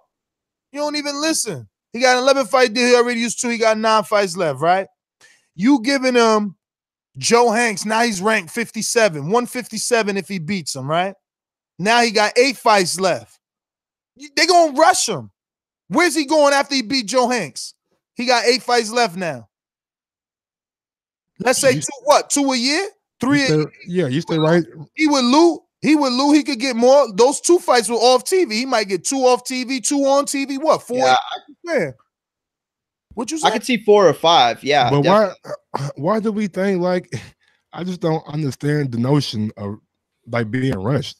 Dog, it ain't about being rushed. You know what it is? You ain't never been punched in the face. What you mean? I ain't never been punched in the face. No, street fight ain't. Okay, well, yeah, I ain't never been punched in the face in the ring like over and over again. No, I haven't. Jonathan Banks, hold on, I'll be back. Okay, but like Mario, back me up now. UFC, those fighters take losses early on and they bounce back, right? Absolutely, yeah. That's the one thing about UFC that I like is that if you trying to get this sport popping, you trying to get this motherfucker, go out there. I mean, Little B Hop, the fucking prime example. Him and Titus Williams, they did what? At a very early on stage, they fought each other. One took a loss, one still going. Who knows? Little Titus could come back and be great, but no, Hopkins did when he lost to Roy Jones. Bro, get out of here! All right? James a world-class trainer on that was having the tutelage of another world-class trainer. You ask him your ridiculous ass question, man. I'm sure he's seen Harrison too. I'm sure he's seen Harrison come up in the Crunk gym, asking why they ain't rush Harrison to a fucking world title shot. Get your ass out of here. I'm not saying, man. I'm not saying rush him to a world title shot. No, don't put words in my mouth, bro. To Jonathan Banks, trainer of Vladimir Klitschko, coming out of the Crunk gym, one of the guys that carried that torch. Hey, Jonathan, I want to thank you, obviously, first and foremost, for taking out the time to come on the show and talk a little boxing with us. How are you? How was your New Year's? Man, the pleasure's always all mine. It's always good, great to be a guest on the show. I'm always excited about it. Happy New Year to everybody. My New Year so far so good. I can't complain, and everything good. I guess I'm gonna steal my co-host question and say, as one of the last men to be around Emmanuel Stewart, how was it, and what do you think you soaked in? Man.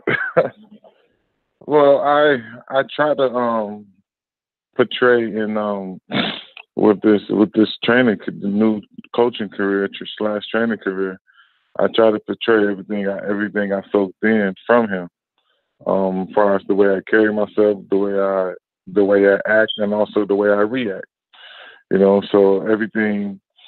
Because one thing Emmanuel Stewart was, he was always about a certain lifestyle.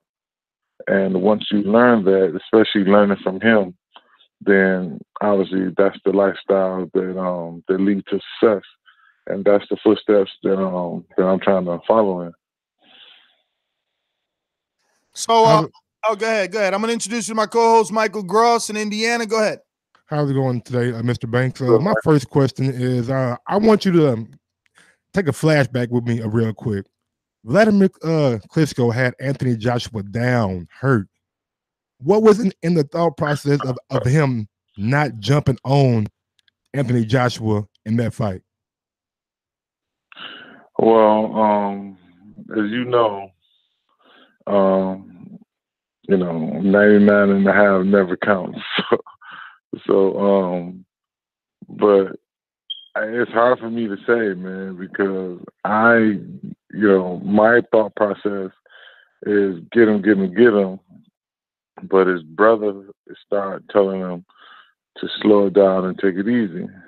And that's the voice he chose to listen to.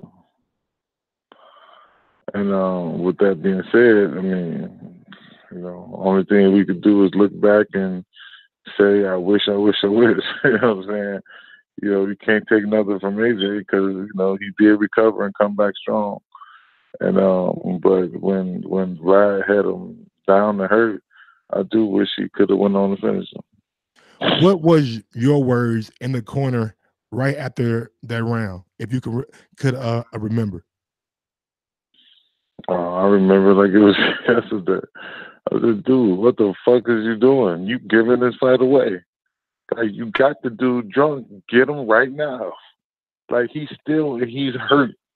Look at the man. He's hurt. Like, you got to get him. It's either now or never.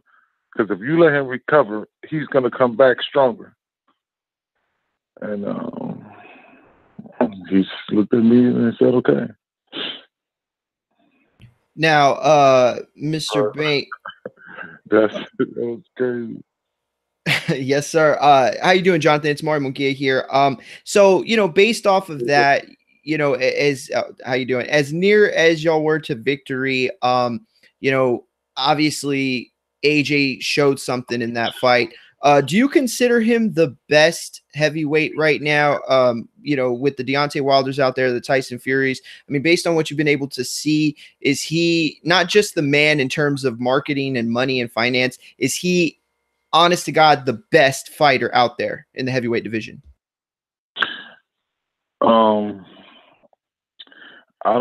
Looking at the scope of the division, when you give a guy the title saying he's the best, then that means you feel he's the most dominant and he got the most longevity. That's usually what we consider the best to be. Anybody come up quick and fall down, we never really considered the best. They say, yeah, he was good, but he wasn't the best. You know what I'm saying? So, in my opinion, I think that goes to like a broader capacity. If this one person is the best, do I think he's in the top 2% of the heavyweights that's out there? I mean, you don't have a lot of champions. You got two right now. So I think he's one of the top best. I think he's one of them. He have yet to prove himself to be the best. And I'm pretty sure that time will come really soon.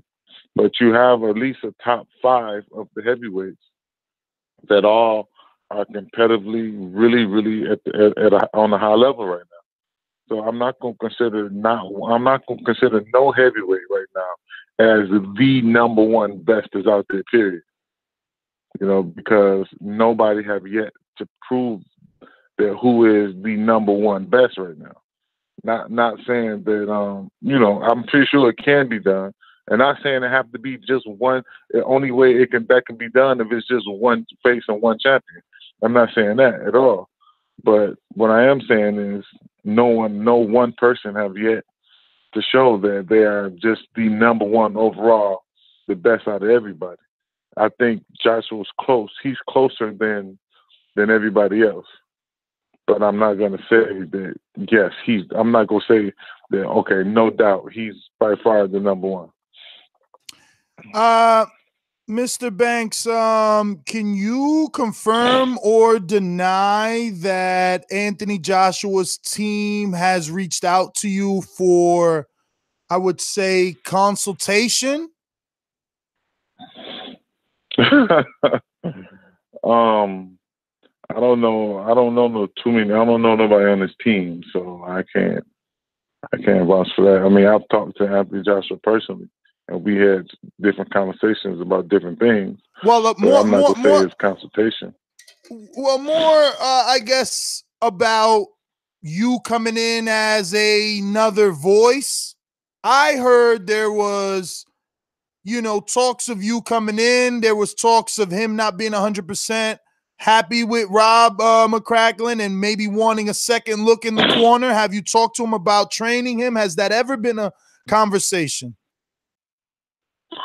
No, I haven't. We've had discussions about his training in particular, but not about me training him. We haven't had. Well, not taking that lead role, but kind of like the way Fury brought in Ben Davidson, but then had Roach in the corner as well. No, I don't. I think what's messed up for me and what would turn a lot of people away from me is how I got into training. Okay, I was called by the heavyweight champion of the world to be the head trainer, to be the chief trainer, not to be an assistant. So I don't know the role of assistant. So I don't feel that any other champion or any other top fighter can call me in and tell me they want me to be an assistant. I'm not gonna take that gig. Got you. What was the biggest thing that made Vladimir Klitschko so dominant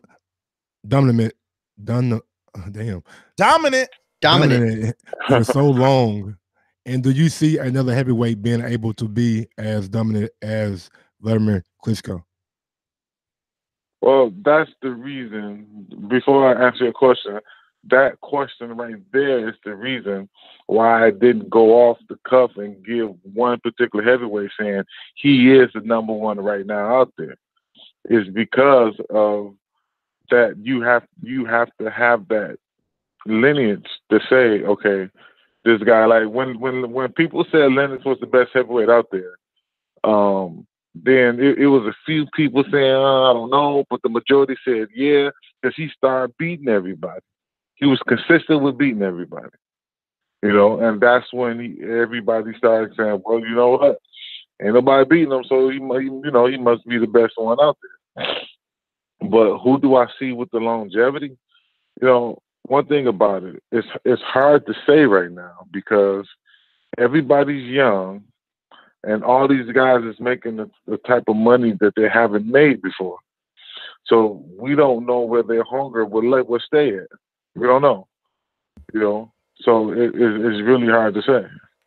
Well, let me put you on the hot seat for a second because we talk a lot about heavyweights in the last couple weeks, and the triangle theory here, the merry-go-round is, who's going to fight Wilder first? Who's going to fight Joshua first? Is it going to be Fury-Wilder? Is Fury going to sneak in with Joshua? We're going to see Wilder, Fury, whatever. One of them is going to fight each other first, and that's going to leave the other with a gaping hole. So let's play matchmaker for a second. Let's say Fury and Joshua, fight.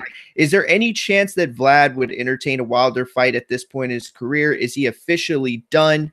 Would we see him back in any sort of capacity? But I think the Wilder fight is a high money fight for him, and he's the only guy that he hasn't fought yet, right? I want that sauce. Right. Right. Well, I don't. Once again, I don't see it. I don't see nothing like that happening. So as far as what I see and from what I hear from Vladimir, I don't see it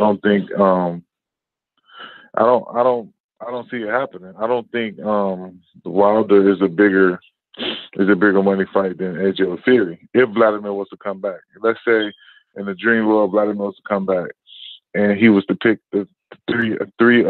one of the three to fight, Wilder would be the last on the list as far as the gatekeeper. But the Fury fight, the first Fury fight was so bad, man. What do you mean by gatekeeper? Because Mike cut you off. I'm sorry, I'm just saying, like, who wants to see a Vladimir Fury too? No, I wouldn't want to see it. I wouldn't want to see him fight either one of them, But what I'm saying is, you asked me if we talking in scenarios. So if he was to choose one of the three, I don't believe he would choose Wilder if he was coming back for money purposes, because Wilder is not the biggest gatekeeper out of the three. That's what I'm saying. Okay. That makes sense. I can rock with that. Got it. But as a I mean, trainer, because him and Joshua did 90,000 at Wembley, and it was another 10,000 outside. You know, it took us an hour to get to the arena. We stayed across the street from the arena. I'm saying though, I mean, them tickets ain't that expensive though. You know, you could generate that in the U.S. All the gates are higher in the U.S. historically, unfortunately. You know, it looks good on TV, but they ain't making the same bread. Neither is the purses over there. You know, it's just not the same. U.S. television pay-per-view is the home of heavyweights. Mike Tyson was making 30 million 40 years ago, 20 years ago. My math is horrible, but we know how many years ago. AJ is just doing that, right? I mean, with the AJ Vladimir fight, I think it was said each got 13, and that was his biggest fight. So, you know. Yeah, I don't know. I didn't know about the purses and which AJ got, but. Well, as a trainer though, did you like call Vlad a few times before he made that decision, or while you were hearing the rumors that he was going to make that decision to quit? Because on the outside looking in, I mean, I'm sure you thought, yo, he could take this guy. Well, I didn't have any. I had I talked to him maybe once before he even came to that conclusion, but I didn't hear no rumors about it. I didn't hear anything about it actually until once he called me and told me this was his decision, and he felt this was best for him. He thought long and hard about it, and he felt that was best for him.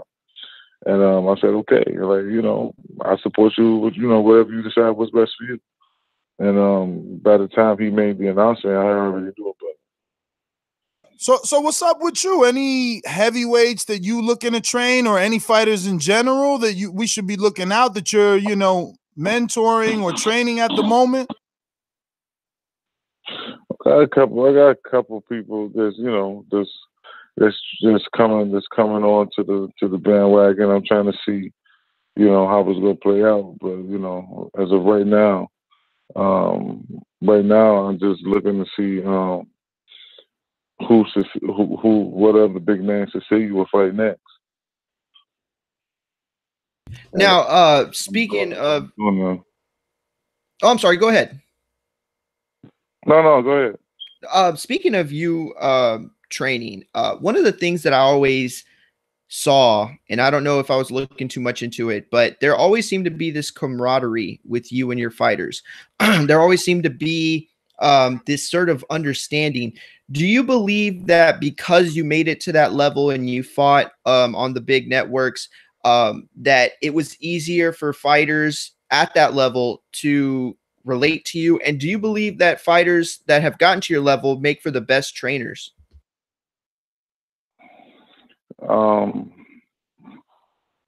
Yes and no. I think fighters that gotten to a level far beyond what I've done, like as far as guys like Lennox, guys like Thomas Hearns, guys like Floyd Mayweather, I believe those guys, not necessarily saying they could turn around and be awesome trainers, because you just don't know. You don't know until you know, as far as if a guy even wanted to do that. But I think they could be awesome mentors to guys that's either coming up, getting titles, and you know, and trying to win titles. I've been fortunate enough to have the respect of each fighter I work with, you know, because how I carry myself and how I am. You know, I come one way, and that's directly to you, and it's just being honest about every little detail and everything, you know. So I've been fortunate enough to have the respect of the guys that I work with, and to me, that's very fortunate, because a lot of trainers that I've even seen over the years, a lot of them don't have that, you know. So for me, that's very fortunate. But I think anybody, you know, I don't think anybody could just start training fighters and bring that fighter to the limelight and stuff like that. But I think a lot of previous fighters, they all have something, whether it's words of wisdom or something, to give to another fighter. Now, on the last HBO fight, Cecilia Brækhus fought, and they were kind of pushing the narrative that if she's really pound for pound, she should go up to 154 and fight Clarissa Shields. Do you think that would be a smart fight for her to do? And if so, how would she beat Clarissa? Well, they've been asking me this for the last almost year and a half, almost 2 years now, and I keep denying the situation because to see her make 147 too easy, and Clarissa is saying that she want to be undisputed. Cecilia's the first undisputed champion in the history of women boxing. So I just don't, me personally, I don't like the fight because I think that Cecilia is like, I think Clarissa is just too big.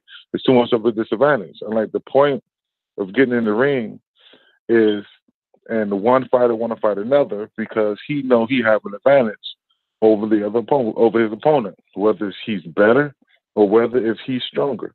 Whichever one, he know he has some type of advantage. Is the reason he's going to take the fight. No champion is going to take a fight with another champion saying, well, you know what, I might lose, but I'm going to take the fight anyway. No, they look at something that they can see and they have a chance to win. They have an advantage, you know. And I think Cecilia is at a disadvantage more so than Clarissa is because Clarissa is she's the bigger fighter, you know. So she will come in as the heavier fighter, you know. So and she wouldn't have to lose no weight because she's trying to get Cecilia to come up to her weight. And me personally, I don't like it. I think it's not like when guys fight at 47 and they end up going to 154 because they walk around at 160 anyway. So to build up a little muscle and go to 154, it's not difficult, but it's not easy, but it's not that difficult. But girls are different. Girls don't carry weight like guys. Girls don't carry muscle over like guys do. And I think that's one of the big differences. Jonathan, before we let you go, I just want to have you hear a little bit of audio here and get your thoughts. Called him a lanky piece of shit. Because he keeps avoiding people. He don't want to. Listen, he said, I'm not dating anything, but he still wanted 50 million to fight Wilder. Wilder gave him 50 million. Why didn't he fight him? Then now all of a sudden, because Wilder's fighting Fury, and all of a sudden, he wants to fight Wilder. Before Tyson Fury come back, he said, oh, I want to fight Fury. He's a fat piece of whatever. No, Fury is back. Outbox Wilder. He doesn't want to fight Fury all of a sudden. I worked my way up to number one. You know, I've had 9 fights since I lost him. Fighting my way back up. I'm number 1 in 2 or 3 governing bodies now. And then he said, oh, well, I want to fight Wilder or someone else. If not, then it's you. Come on, man. You know Wilder's going to fight Fury. So unless there's secret thoughts going on behind closed door. What did you want him? What's your thoughts on that? And do you know that voice? I know that. I definitely know the voice. It's Dylan White. Yes, it is. So what's your thoughts on Dylan White's statement there? Well, I don't know it like he know it. He's with Eddie Hearn, so he would know it better than he would know a little bit more than most people if he's with the promoter for Joshua. But I don't. It's the whole thing is like almost go round and round because some say Fury should go to the States to fight Wilder. Some say Wilder should go fight Fury. They say Wilder offered $50 million to fight Fury. I mean to fight AJ. So I don't. Was that legit $50 million? And while I don't see me personally, I looked at when I heard he offered $50 million to fight AJ, I'm like, okay, that must be some type of smoke screen because Wilder has never made over $2 million. So how can he offer 50? I just don't see it. But they said the revenue the fight can earn, he could generate that type of money. I'm like, oh well, if that's the case, I don't see no fighter nowhere turning down the $50 million purse. I don't care who you fight. I don't care if you fighting King Kong, like the gorilla himself. I don't see no fighter turning down that.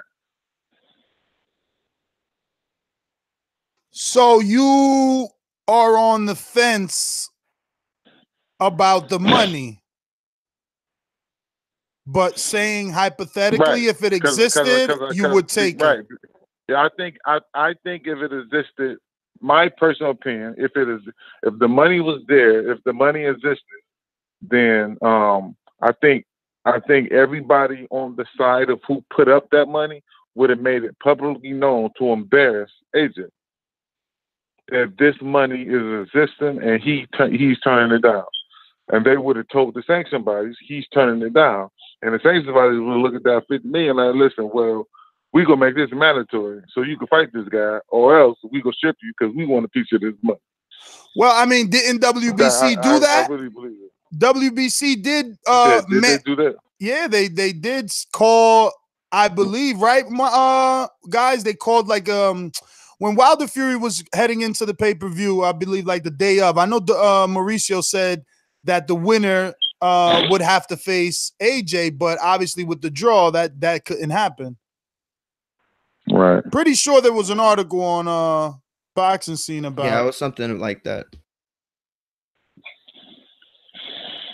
Well, let me see if I got this other one. I don't know how legit it was. For sure. Let me see if I got the right audio here. For me, it's 100%. Nah, that's not it. So it's this one. His name a week closer than we've ever been. Why not? I think that we've had a lot of time. I thought September. His fight with Fury was December the 2nd or 1st, something like that. And what's been good is that I said to Eddie, like, can you get in contact with their team? Even though they're fighting, you don't have to get Wilder involved, but just get in contact with their team so we can start looking at the future events, because booking like a stadium like Wembley, we just spoke about it. You can't do it like 8 weeks or 10 weeks in advance. You have to do it months and months and months in advance. So we booked the date, we booked the venue, and now we just need to get down to the nitty gritty. You look at what he wants in terms of his reward. You look at what he's been rewarded previously for prize fighting. You double that. You know, you say, look, there's a big reward, and this is your chance to prove to the world that you're the best. And once you do prove that, if you do get over this hurdle, you have the keys to the city. So that's what we're... Thoughts?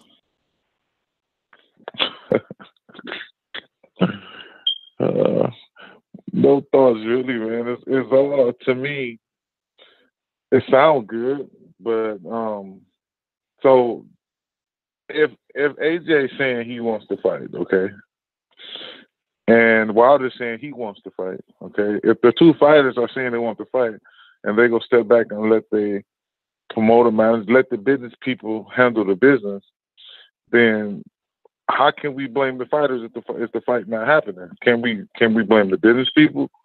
If it's genuine, let's be taken for instance, if the fighters are genuine, saying they really want each other, this is the fight they want. So who can we go to next to figure out why this is not happening? And are you wanting us to say the promoter? No, I don't know. I'm not. That's a broad question, because I kind of think it's unfair to blame either fighter if both of them saying they want to fight. So now we got to look at who's stopping this fight from happening. I mean, but I think it's more genuinely saying they want to fight. I think it's more around the lines of like the Lennox Riddick Bowe situation, where they're just not happy with the numbers. Oh, okay. I mean, the fighters, okay. right? The fighters, because Deontay has come out, numerous times saying he didn't like the offer, that it was a flat fee. And then AJ's come out numerous times saying, look, take what we're giving you. You got the keys to the city if you beat me. If you're so good, take the low offer and beat me. And then you get to control. So I think it's more about the offer, not about fighters or promoters. Oh, okay. Okay. That was the question. That's why I'm glad you answered it like that. That was the question. That's what I'm saying. Who do we look at to say, I'm saying, why this is not going on? Why this is not happening? Well, I guess the last one is if you had the opportunity to train another person in the heavyweight division, who would it be? And what is your preference? Is the heavyweight division your preference? I'm open to whoever willing to be dedicated and work. I don't have a preference from 100 pounds to 300 pounds. It doesn't matter. Well, all right, Mr. Banks, if you want to give out any social media for any of our audience that is following, can follow you, do so at this time. Jonathan Banks, Jonathan_Banks on Instagram and Twitter, and Jonathan Banks on Facebook. Thank you so much, brother. There you have it, ladies and gents. World-renowned trainer Jonathan Banks, giving us some honest truth. I know that the sheep are happy because they didn't hear. They heard what they wanted to hear. They definitely did not hear that Joshua is ducking. They didn't hear that the 50 million in his mind was legit. So they're happy today. They're prancing, they're dancing and prancing. They're in that chat, ecstatic. If you had 10 more seconds, nigga, the video was sent to you, bro. Oh, damn. Let me see something. Is he? Because I think he might still be on the line. I will bring him back on. Let me see. The 50 million was real. Oh, wait. Oh, yeah, he is there. All right, Banks, give me 1 second. Let me just let you hear this last clip my co-host sent. Because he's salty. He's not happy that you don't believe the 50 million was real. So check this out. Issues on the financial I'm not side saying of the it's fight. real. I'm not saying it's not. Okay, well, he wanted you to hear this. So let's say, for instance, that 50 million we spoke about. Listen, it's a hell of a lot of money, and it was an honor to even have that number thrown at me. But then when you dissected it and what it was just kind of like a rights fee. We own you for this amount of money. But the issue that I had is I've got long-standing contracts in places with certain partnerships. So you may put that money forward and think you can own me 100%, but you may only own 50%. So that makes their 50 worth 25. So when you start getting into the intricacies of a contract and what real value is, then that starts taking place. So that's what I'm saying. The 50 was unbelievable. It's a great number and so on. But there are things in place that don't make that 50 worth the 50 to the person paying it. So there's that. Then do you accept the 50 million was there? Because when you talk to your promoter, me personally, I'm sure the offer wasn't there. That's what I'm saying. The real, like, looking at I haven't seen a bank statement, or it wasn't in an escrow account, so I didn't see that, to be fair. But I'm sure that America's a big place, and there's a lot of wealthy people that would be interested in backing a fight like that. Do you know what I mean? So I'm not saying that the money couldn't be generated, but for the time it was needed for this fight that we were trying to plan, it weren't there in time. So, and that's what I say is issues on the financial side. Thoughts? So what's the conclusion? I don't know. What you think? I don't want to paint a narrative, man. That's what they call me. They call me narrative mess around here. I don't want to. From what it sounds like, the money was there if the incentives match the situation. So from what it sounds like to me, just from hearing it for the first time, what it sounds like is AJ said, if I sign for you, if I sign this and you can generate this money, then what I sign with you is gonna be a conflict from what I signed what under the contract I'm already previously under. Yeah. That's what it sounded like to me.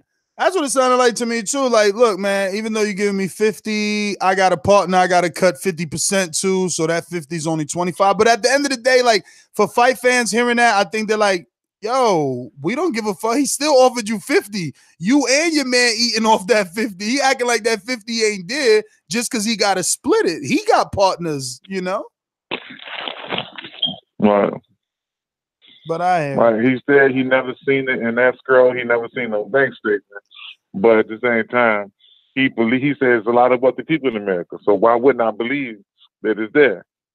He said, I didn't see no signs of it, but I believed it was there because why wouldn't it be? Because of all the wealthy people and, in America. I'm like, okay. So once again, I never denied it was there. I never said it was there. I just said, well, I don't know. I would have to see. I like to see facts. I like to go off facts instead of just a popular opinion. For sure. That's all I'm saying. For sure, Mr. Banks, it was a pleasure going back and forth with you, man. Hope to get you back on soon. Pleasure's all mine. Anytime, man. Just let me know. Anytime. No problem. Thank you, man. There you have it. Jonathan Banks. Happy he stood on the line. Listen, let's get to these callers. We got a lot of callers out there. Been waiting. Give me your final thoughts before I go to the sponsors. Shout out to Jonathan Banks, man. Great interview. And I fucked up on the word. I can't even say it. Dominate. He dominate.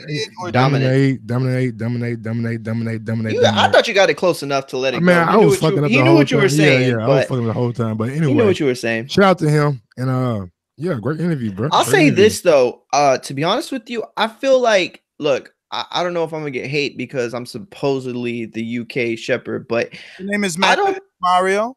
I don't feel like he was saying that it was not a. Like, I don't think he took a stance either way. Like, I don't see there's any reason for them to be happy for any AJ fan to sit here and say that's a conclusive answer. No. Listen, if this was a open courtroom, okay? And Wilder and AJ was the prosecution and defense. I was the prosecutor and I called Jonathan Banks as my witness to back my prosecution. He didn't really help me. Oh yeah, he lost. I don't think he hurt you either. No, though. he didn't. He did. No. Listen, Rafi just called in, so believe me, he hurt me. I was going. People are calling in because there's little things that he left out there. Yeah. That they're going to latch onto. Yeah. Look, he said the word gatekeeper, and he meant as far as the amount of money generated in a fight between Vladimir Klitschko and Wilder, Vladimir Klitschko, Fury, Vladimir Klitschko, and AJ. He says, hey, Deontay's the lowest at the gate, right? So they now have made hashtag gatekeeper, but I love it. They don't understand. You guys almost bring tears to my eyes when you do that. You just show me how big this show is, dog. Like, I don't get it. It's always going to work backwards. I hope you know. The more you tease me, the more I feel like I've achieved my goals as a podcaster. But in the same breath, I think he's also saying, without saying, that while he is the gatekeeper in terms of the finance, he's also saying the risk doesn't match the reward. Absolutely. You know what I mean? So he's not disrespecting Wilder in the sense to say that he's not the guy. Yeah. Like all of us, we're going to take what we need from the quotes or the story, match our, again, defense. I like to use Exactly. Real quick, man, same thing goes for every morning show now. The first time we get a morning show that gets 400 likes, 400 thumbs up live, I will put $20 towards a on-demand show, the first on-demand show that comes in on Patreon that Net sees. So whoever gets their on-demand show in first will get my $20 towards their on-demand show. But we have to get to 400 likes, and that goes for every morning show moving forward until we get to that 400 likes. Not like Michael's gonna give $20 out every damn day. No, I'm not doing that. When we get to the first morning show that gets 400 likes live, I will put $20 towards your Patreon, the first one that comes in. All right, let's get out to the sponsors, get out to these calls. You know the number to call in, 1-425-569-5241. Press 1 one time if you want to voice your opinion right here on the Voice of the People hotline. International callers or people that just want to call in and have better audio quality, call us on Skype by adding Nestor Gibbs on Skype. All right, we're going to go out to the sponsors. Remember to rate us 5 stars on iTunes. These calls are brought to you by El Camino Electrical Services, experts in electric vehicle charging stations. For consultations and turnkey installation, visit us at elcaminoelectricalservices.com. All right, going to go out to Joel in Dubai. Prince Joel, what's going on? Talk to us.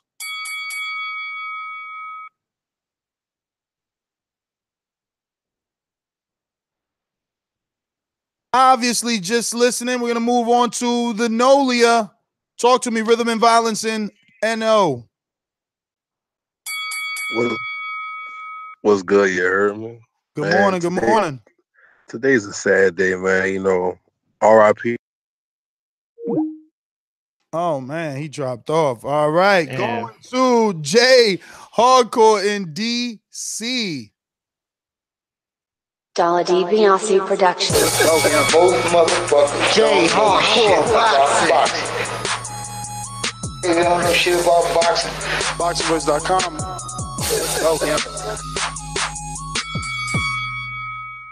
What up, Jay Hardcore? What's going on, homie? Ooh, what's up, family? Boy, the sheep are doing today, boy. They having a good day today, boy. Boy, but you know, bad.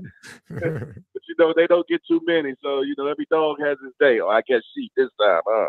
But listen there, hell of a show, man. Great insight from Banks, man. I really like that cat. He's a good trainer and everything, man. And I even enjoyed him when he was a fighter. He had great heart, man. Great heart. Hey, and the show about Fury. Hey, I like what he said for the simple fact now we got to hold him to it. He wanted the rematch. Let's make the rematch. The first rematch was real quick. I mean, they signed the deal quick and everything. So I don't think it should be so much hardness to get this one done. I know it's going to be a little bit, but it shouldn't be that much. Let's get it signed, sealed, deal done, and promoting and let us roll. So, you know, I'm enjoying everything. And yeah, I see a lot of y'all cats in the chat talking about I got a wrench. I do have it, and I will use it for y'all cats that come reckless. Don't make him pull it out now. Don't make him pull that goddamn wrench out, man. Y'all better watch out. It's always a pleasure, man. Y'all keep it going, man. Take it easy. Jay, have a great morning. Let's go back out to New Orleans. We got Rhythm and Violence. Talk to us. What's going on, R&V, baby? What's good, Woody? You heard me? Like I said, it's an RIP for Mario yesterday. You know, I had to put him in his place. But look, I just finally accepted the fact that if I'm gonna follow a knockout artist, that nobody wants to fight him. And I'm just gonna have to wait and be patient for years. And I'm just gonna have to follow more boxers if I actually want to enjoy a person that's gonna fight, because these dudes is just scared. And is it just me, Ness, or Mike or Mario, whoever, that this money that's not real stuff starting to get real fishy talking? Like, I've been watching boxing for years, and I mean, y'all can educate me, but when has ever somebody say they don't believe the money is real? Me personally, I ain't trying to do all that racial stuff, but I think it's because it's Southern thing. They think he's just a dumb black dude, poor black boxer that can't afford this stuff. Because it's starting to get on my nerves. Is this money real? Like, really? That's what we asking? Is the money real? That's why we're not fighting nobody? I mean, it's some clown stuff for me personally, but I feel you on that, man, because at the end of the day, anybody ever said that? Ludabella said the other day that he's never asked Bob Arum, is the money real? Like, it's proof of funds. Remember, proof of funds. Yes, he's never asked for proof of funds. Yeah, he blew his top to say that, like, no one has ever asked him for proof of funds. He was mad. Never asked him for proof of funds. But I'll say this, man. Look, your call obviously sparked something. You only got 10 seconds left. You want to wrap it up before we cut you? R.I.P. to Mario and his lyrics. Peace. For sure. Listen, so this is the issue for me. That's why I don't let that 50 million go. Exactly. Because as long as I've been doing this, 90 seconds has ever said that Al Heyman didn't pay them. Nigga, Drake got a line, nigga. Al Heyman checks don't bounce, baby. What the fuck? What are we talking about, bro? Yeah, we know the money gonna be there. It's Al Heyman. It bothers me that Shelly Finkel was the manager of Vladimir Klitschko and the manager of Deontay Wilder. All of a sudden, Finkel goes from being credible, good enough to do the Vladimir Klitschko AJ deal, to all of a sudden being shady because he's now 60 seconds. Now trying to make a Deontay Wilder AJ deal. Like, it doesn't make any sense. Like, why wasn't his name Shirley Winkle when they were doing the AJ Vlad fight? Yeah, I really hope it's not what Rhythm and Violence said. I really hope that R&V is wrong. But I'm not gonna lie, like it I don't even want to say that. I don't know. He did not make sense. A lot of things don't exactly make sense when it comes to that money. Like, why would who pays Floyd? Like Floyd makes how many hundreds of millions? Why? Oh, so the check that Floyd puts on Instagram of 100 million, are those checks fake? Do we need proof of funds for that? Did he not get paid for the McGregor fight? Did he not get paid for the Pacquiao fight? Seconds. The audacity of people to believe that this money is not real when this man has came into boxing and done all that he's done because of Al Heyman. Black and Latino fighters, but let's not get it twisted. Latino fighters was getting on TV all day and making money, but now black and Latino fighters are getting paid for fighting. And don't make it seem like Al Heyman just started getting money when he got in boxing, man. Al Heyman was very successful when he was in the music industry too. So he been getting money. It's not like the man don't know how to generate and make money. So what the fuck are we talking about when we saying proof of funds or the 50 million not real? I think we're talking for contingency of fans that need to push a narrative because they fear that fight happening. Listen, I would let this whole thing go if that wasn't constantly the narrative being pushed. You know what I mean? If we weren't having to conjure up these defenses for the proof of funds aspect of it, like it would be a wrap. I think it would be so much easier for Anthony Joshua to just come out and say, look, 50 million is not enough for me. And it would sound crazy and people would hate, but the explanation that he gives or that he gave about having to cut the check 50% or it not going as long as, for the people offering it because, you want to own me, but you're going to give me 50 mil and you're only going to get 50% of me. All of that makes more sense to me than just coming out flat out denying that money existed. Like I can ride with Anthony Joshua if he's saying that, that money coming from them won't go as long as some people might think. But I mean, and even that sounds a little off, but it's better than saying that, that money never existed or wasn't real. And this thing about the money coming from BT and all this stuff, Shelly Finkel was live on this show saying that the fight contract was for the fight to be on Sky. Shelly said that. Lou never said a conflicting statement about that. He never said that the fight was going to be anywhere else. There's just a lot of misinformation and a lot of regurgitated information. And I won't lie that a lot of these same people that we continue to interview change their stories, or the line slightly over and over. But we got a shitload of callers. Wow. It is a lot. It is a lot. Let me get that. Damn, she had the fucking soundbite. You can send it to me. I was supposed to do something last night, but I said fuck it. 45 seconds, a minute. What we doing? A minute and a half? We are doing. We got Broner at 1:30, right? Because we got a conference call scheduled for 1:30, which we got to reschedule. I never rescheduled it. Right? Yep. All right, we're going to NO in the New Orleans. Ladies and gentlemen, I'd like to introduce to you a young fella, and he comes from the Magnolia.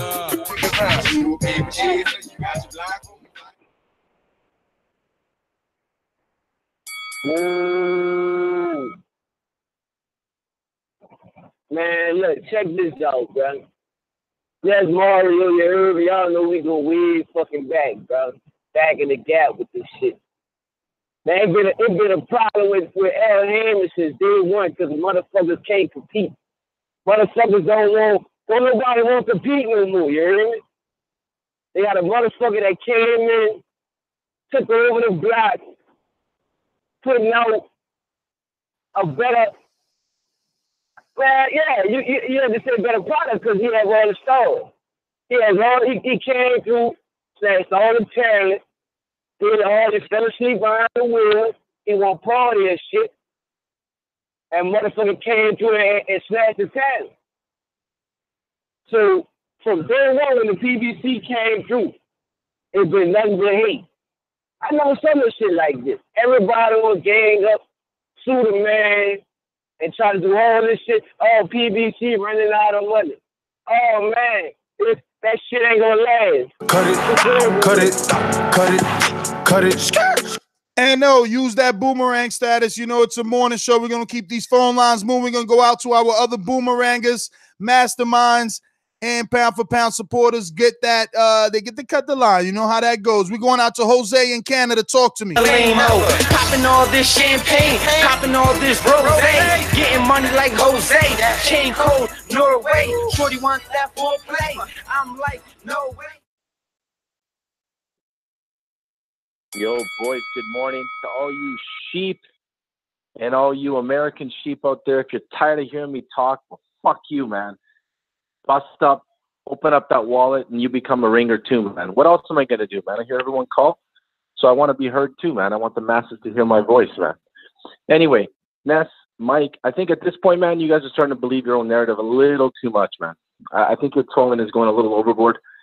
You've got to understand, guys, this is business, man. So anything that they're doing on AJ's side or Wilder's side is all because either the promoter thinks they can make more money from the fight, or they basically just convinced the fighter of this. That's it, man.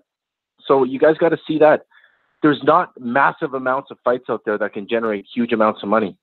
And this fight is one of those fights, right? So it's just going to take its course, and they're going to try to catch it at the right time.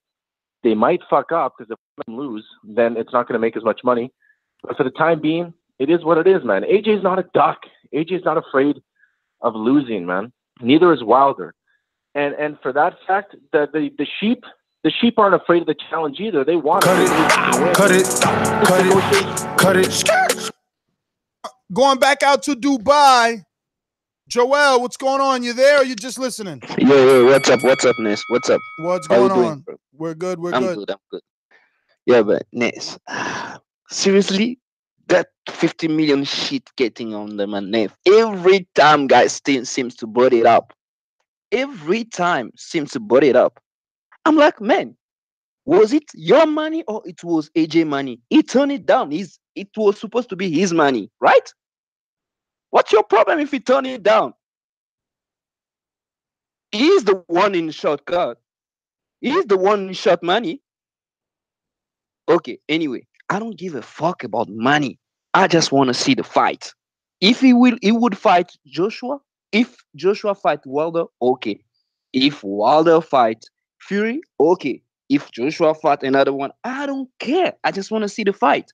So you guys gonna sit there, see there is a lot of money in USA. There is a lot of money in America. I don't give a damn. I want to see the fight. Man, shut that soft ass shit up, man. I don't give a damn.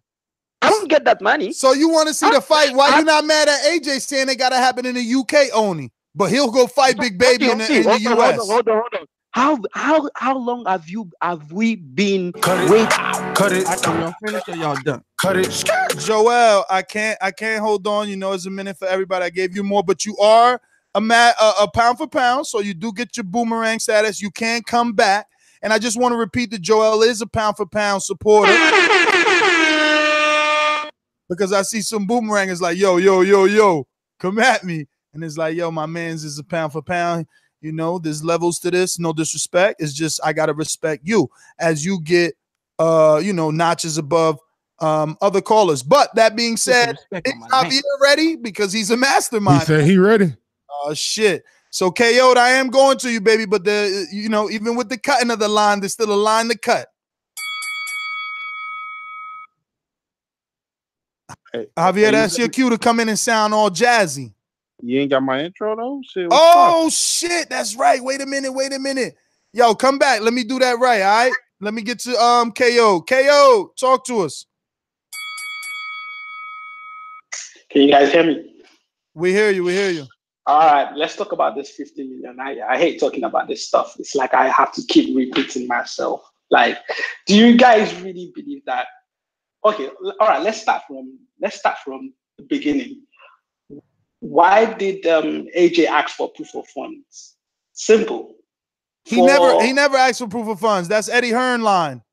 Yeah, why did Eddie ask for proof of funds? It was because he got an email from Wilder. You don't get emails from the fighter, you get emails from promoter.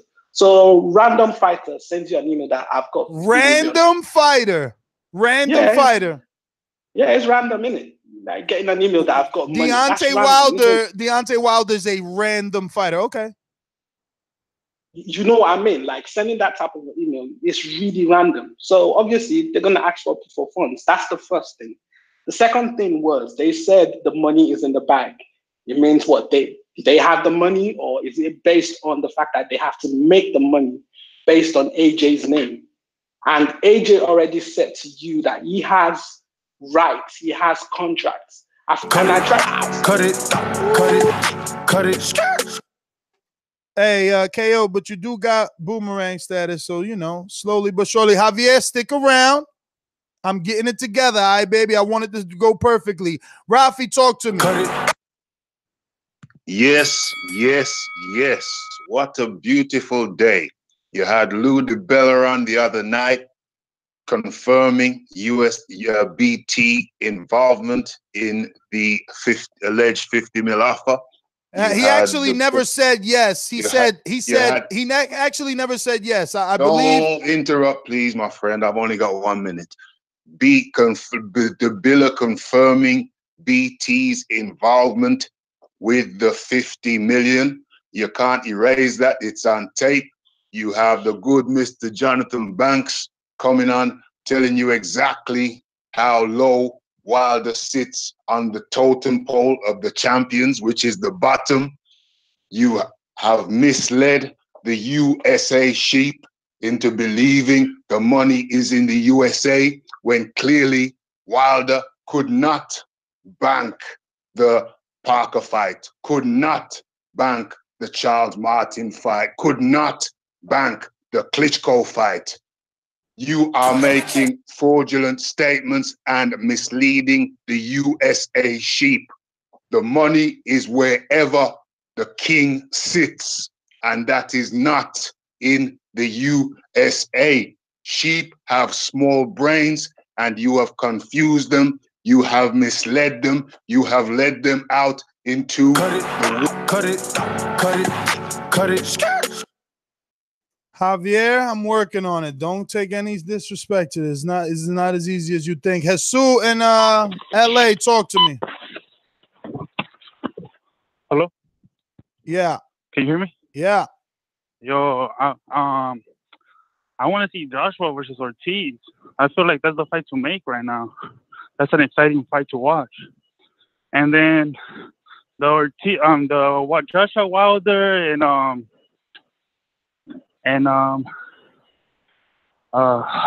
Fury. I mean, I really don't care for all that. I think all of that's gonna happen within 2, 3, 5 years. You know what I mean? But I like to see Joshua versus Ortiz. 2, 3, 5 years? Holy shit! Yeah. I mean, if they want money, they should just call Floyd. Floyd knows how to get money. You know what I mean? Floyd shouldn't be fighting no more. He should be a promoter because he knows how to get the money. He don't know how to promote, though, baby. He don't know how to promote. But cut it. Jesus, thanks for calling in, my friend. Now we ready. Tell him, Javi, baby, what's going on, man? You ready, dog? Drop that shit one time for Javi. Tell him shut that soft shit up. I know he over there crying and shit. Alabama.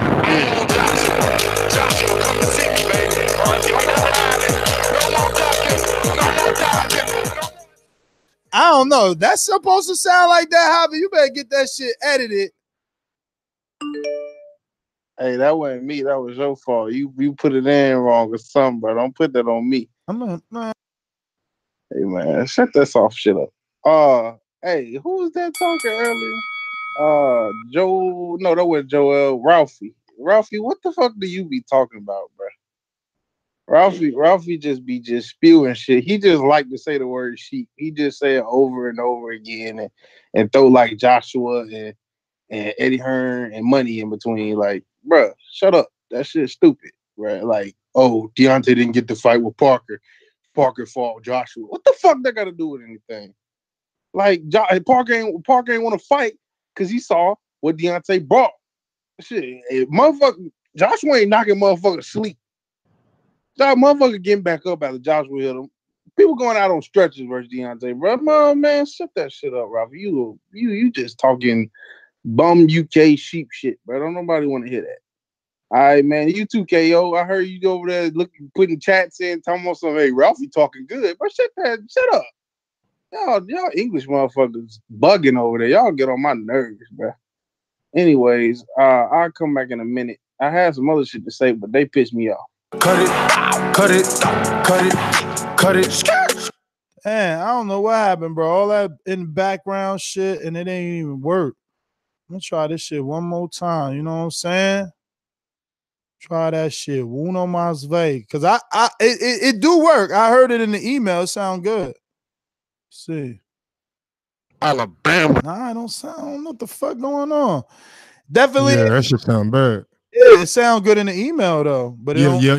He sent it to me last night. Yeah, it sound way better. Maybe it's too loud. Turn it down a little bit when you play it. And I turned it down. Whatever. Off it. Right. We going out to, let's see, we went to KO, we went to Javier, we went to Joel. Boom, boom, boom. Over here, who we got? Tell Jay to tell us in the chat. We going to Noah and Cali. Talk to me.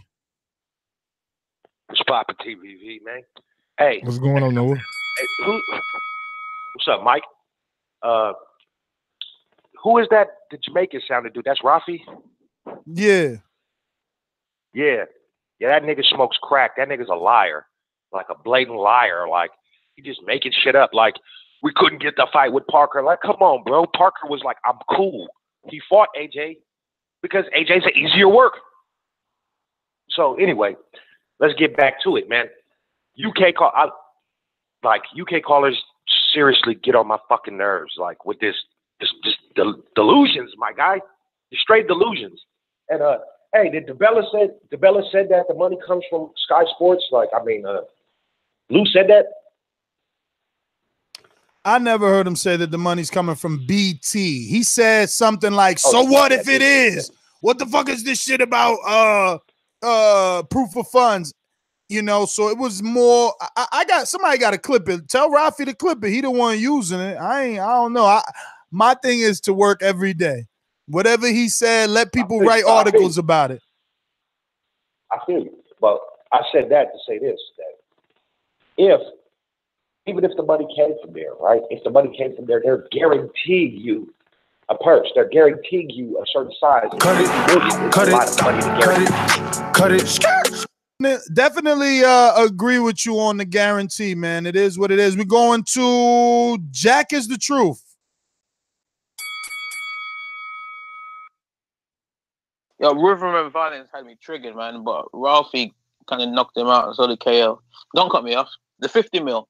I don't want us to do this LDBC narrative about the money came from a black person, so that's why they're asking for proof of funds. We all know that that's not the reason why. So why has it never been used before? What I'm telling you, don't cut me off. If you come on social media and say, "Look, I've got money for you. This is it," obviously the promoter is going to ask for proof of funds because that's not the way negotiations are made. If you come, you want to see that it's a genuine offer, and that's the only reason why it was done that way. So we should stop pushing this. Jack, am I allowed to debate you? You can debate me. Okay, because what happened when Eddie spoke to Shelly? I mean, the minute that you call Shelly and Shelly tells you, "Oh yeah, Deontay Wilder's offer is legitimate, and we have $50 million for you," and then Eddie says, "Wait a minute." Then Eddie says, "Okay, let's meet." So there was no. Shelly said, "We will meet when you agree to the fight." AJ already agreed to the fight. What's your next point? AJ already said, yes, I'll take the fight. But let's meet to discuss the terms. Shelly didn't do it. No, he didn't say, yes, I would take the fight. That was the issue. He said, let's go. That was the issue. AJ responded straight as soon as Wilder came out with it. He said, let's go. He said, let's go. But remember, they sent over the term sheet for the $50 million. You know, they had to accept. Remember, all throughout the media. Listen, Jack. BT money. Jack. We're discussing whether it's Frank Warren's behind the money. Jack. That's why the discussion, because nothing has been sent from Shelly. That's the reason why it's still a dispute. All I'm trying to say is let's not push a narrative that is because he's black, that's the reason why the money, we're doubting the money exists. We're bigger than that. We can discuss the facts without making it a black or white issue. This show's far too diverse for that. That's what had me triggered. Well, Jack, you must remain triggered because I have to continue to question Shelly going from Shirley to Shelly. Okay, there was no fucking issue with Shelly doing business with Eddie Hearn until Shelly was always excuse Shirley. me. Shirley No, he was wasn't. always No, he Shirley wasn't. from day He was one, never. before they started He was negotiating. never. He was never Shirley when they was doing negotiations with Vladimir Klitschko. Don't lie. Don't lie. Finkel, he clowns everyone. That's just his thing. He's abrasive. Jack, but that doesn't mean Jack, that's Jack. not anything to do with negotiation. Jack, if you want us to take you seriously, you're gonna have to find a link of Eddie, which wasn't even in the fucking media back then. But go ahead, find us a link of Eddie calling Shelly Finkel Shirley Winkle during the negotiations of Klitschko. Show me that. For you. Show me that. When he was doing a road trip with IFL and he was doing all these impressions, he was calling him Shelly, and that was long before this 50 million. So offer. show me. It's on IFL. So show me. I'll do it for you. Show me. I'll send it to you personally. Show me. I'll send it to you personally. And again, that isn't the negotiations. Why? Because you don't disrespect the man. You don't disrespect the man that you're trying to negotiate with, Jack. You don't do that, and he didn't do that. Shelly, listen. First of all, Shelly wasn't untrustworthy.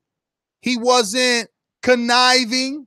He wasn't a person that he quote unquote couldn't deal with until Deontay Wilder became the factor. All right. He never said anything about Shelly. He never mentioned that Shelly had to deal with his father. None of that until it was Deontay Wilder. I'll prove it. I'll prove it. Thank you. Thank you. I'm going to get to other callers. Thank you. We're going to go to New Orleans. Talk to me, Rhythm and Violence. All right now. If they could find another time a big fight happen like this, and they could prove that somebody questioned the proof of funds, I'll donate $500 to TBV right now. Brother, I've been doing this a good enough time. I've never seen that. I've never seen that. They don't want to talk about, no, it's we're bigger than that. You know why they won't say it's bigger than that? Because they realize that the people that they're speaking for, the people that they're protecting, are fucking racist, man. I don't care what nobody say. Nobody asked for no proof of funds with Al Heyman. You know, Al Heyman been making money since the Pips, since the doggone back in the 50s and 60s with concerts and Michael Jackson and all that. That dude is stupid. Got stupid money. I'm tired of this, bro. It is what it is, bro. Not only Michael Jackson, dog. He used to manage Beyonce. I mean, she did sue. I know there's some court shit with him and Beyonce, but he still had his hands in Beyonce. But I'm talking about concerts. This dude been doing concerts since way back in the Gap, ain't big ones. It's not no small ass concerts. Like to boxing to him when he first came to boxing, he was already rich. So I want a UK person to prove to me one other time somebody in a big fight was questioning money. Please do. And if they can prove that, I'm gonna donate $500 in my next check. No bullshit. I'm not even bullshit. I'll do it right now. I'll do a super chat for $500 because I got the paper. Oh yeah, US people, we got paper. That's why we get the call back. UK people got to stay in the box because you're poor. I'm out. Thanks for calling in. I don't think anybody can prove that. I've never heard the proof of funds argument. I've never heard, that money isn't legitimate. Like, you just don't question that with Al. Like, Al got Laura the Canelo fight, bro. Like, he got, Trout the Cotto fight. Like, these things just weren't happening in the past. You can name. Look, man, it is what it is, bro. Let them find it. Let them find it to prove, themselves right. We have a lot of callers. Let's see. Did Jay tell you he wants back in? Jose, let me know. Not yet. I'm gonna go to looks like Dej. And let me just tell you, Dej, you have a bad mic from the last time. All right. And I let you on for about 3 minutes because you had some frustrations and they were all focused at me. So I wanted not to be biased, but if you ain't get your mic together, there won't be none of that today. Dej, also we call you DJ here sometimes. You're going to unmute yourself. Going once. Twice. Good. Hey, yo. Okay. All right, I'm here. All right, you right, guys? All right, okay. Basically, here's my whole thing, right? Look, we're all sheep. I think we've all been used in this thing. And I think Lou DiBella exposed it. He basically said, I want everyone to go back and listen to the Lou DiBella interview. Give it a thumbs up because it is absolute gold. You don't know what you've got there. He said that fight is going to happen between Wilder and Joshua. The talks are going to be happen behind closed doors. They've just exposed themselves. Both the Hearns, Finkel, what's it called, Lou DiBella, they're all the old boys club. This is all a plan. We've been played, but a lot of us. This fight happens on their watch. Where they're fighting all these narratives, saying this one's ducking, that one's ducking. We're just promoting the fight for them, just making these guys some money. You know, I think we're the sheep, all of us in this one. We've just been played. Cut it. I mean, cut it. I hope so. I can see that. And like Mario, yeah, I hope that is the case, right? I hope that we are being played and they're going to come out of nowhere with this super fight. Marcus, talk to me. Skype.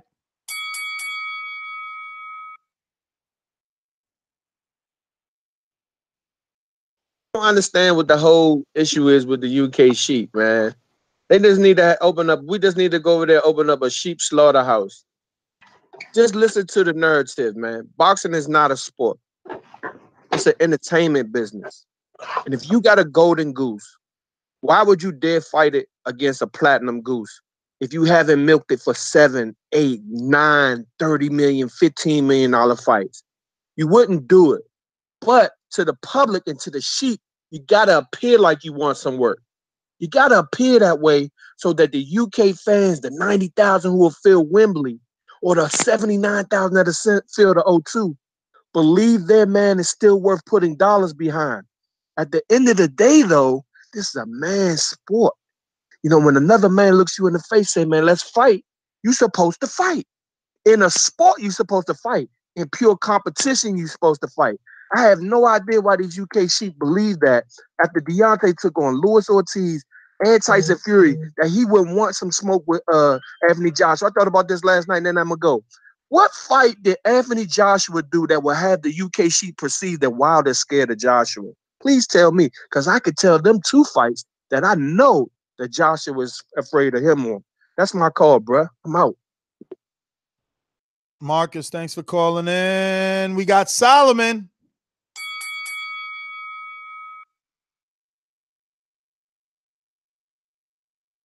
Right. Start over, brother. Start over. What's it, Dave? Yo, what's going on? All right. It's good times that you got me on because I just caught that the last 20 minutes. I heard one guy just saying something about he'll pay $500, yeah? If you can tell him about when anyone questioned for the funds. Is that correct? Not tell him, prove. All right, but okay, I'm sure the other day, that Lou DiBella interview, he said for that World Boxing Super Series, his fighters, he'll be looking to check that their funds are there. And then about 20 minutes later, he said, who asks for proof of funds? So that was one thing in the last interview. If you want to check that back, let's get that super chat in ASAP.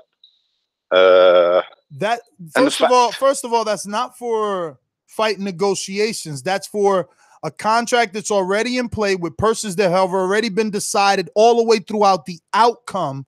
Okay, and it's for a separate entity, not a promoter, not a fighter, not a manager. WBSS is its own thing.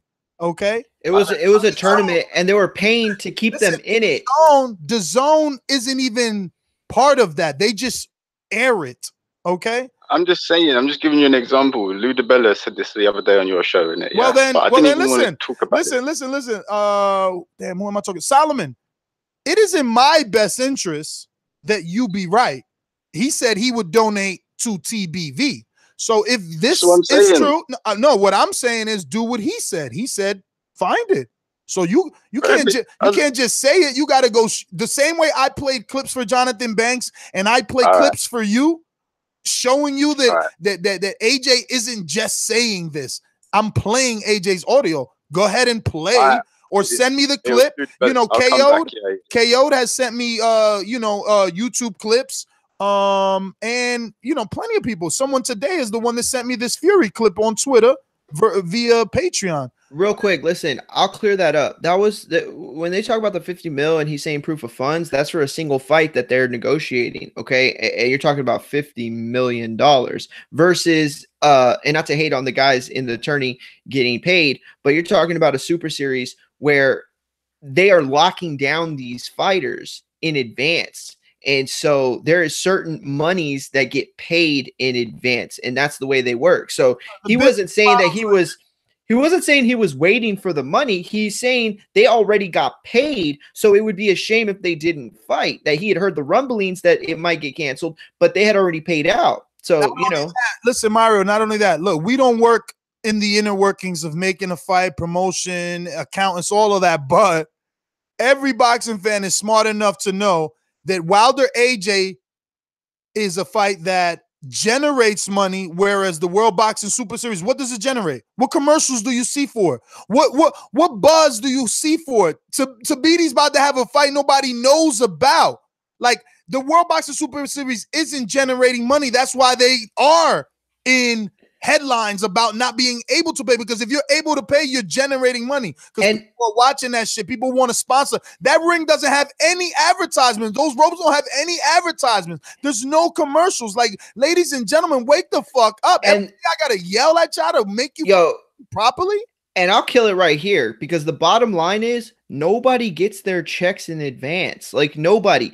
This is what happens. Manny Pacquiao, guys like that, where they're signed to Top Rank or Golden Boy, they get advances. You know, people would hear about Manny Pacquiao getting his advances. Not every fighter takes an advance, because Mayweather gets not the end of the fight. Exactly. Yeah. But Manny Pacquiao, look, he's got a lot of people on his plate, right? He's got a lot of people nibbling at the teat. So he needed those advances. He couldn't sit around and train and wait for the fight. Like, he needed those advances, and Bob Arum would give it to him. But it was only a certain fraction of the money. Like, it wasn't his entire guaranteed purse. For the most part, these fighters get paid after the fight, or at least somewhere in the lead up to it. Like, it's it doesn't work that way. Let's go back out to Jose on Boomerang Status. Talk to me. You know, Ness, I think your narrative here, I think you're trying to paint the whole Al Heyman thing a little incorrectly, man, because we are kind of assuming that Eddie Hearn flies under the banner of the UK, and all the UK is like Eddie. And I think maybe you're unjustly kind of calling all the UK fans a little bit racist. So I don't think that's okay, man. That's not okay. I didn't do that. Another caller. I didn't do that. Another caller came on and said that. Man, that's not right. You can call them what you want, but don't say that, man. These are good people. They're great boxing fans. UK, man, they know where it's at. So we can say what we want, but it's business at the end of the day, man. So that's not right. You know what? Ludabella's a bum. He's a bum. He'll never be as so Jose, why don't you show us show us another time where a white man was questioned? Listen, this is just like Triple G Canelo. Unfortunately, Wilder is Triple G. It's not. It's not. Triple G got 47.5, Jose. You listen to me. No, you listen to me, American sheep leader. Listen. You know what? Canelo was the man, is the man. He calls all the shots, but ultimately he had to bow to the promoter. That's the way shit is. It's business, Ness. Yo, gotta say it, UK, you're all good, people. You're all good. Don't listen to Ness. You guys are all decent people, man. That's all I got. Peace. Yo, he said don't listen to Ness. Did Triple G not get 47.5%? If Wilder's Triple G, well, then he's waiting for that. I'm sure he'll take the fight at 47.5. Anyway, let me see here who we got. Looks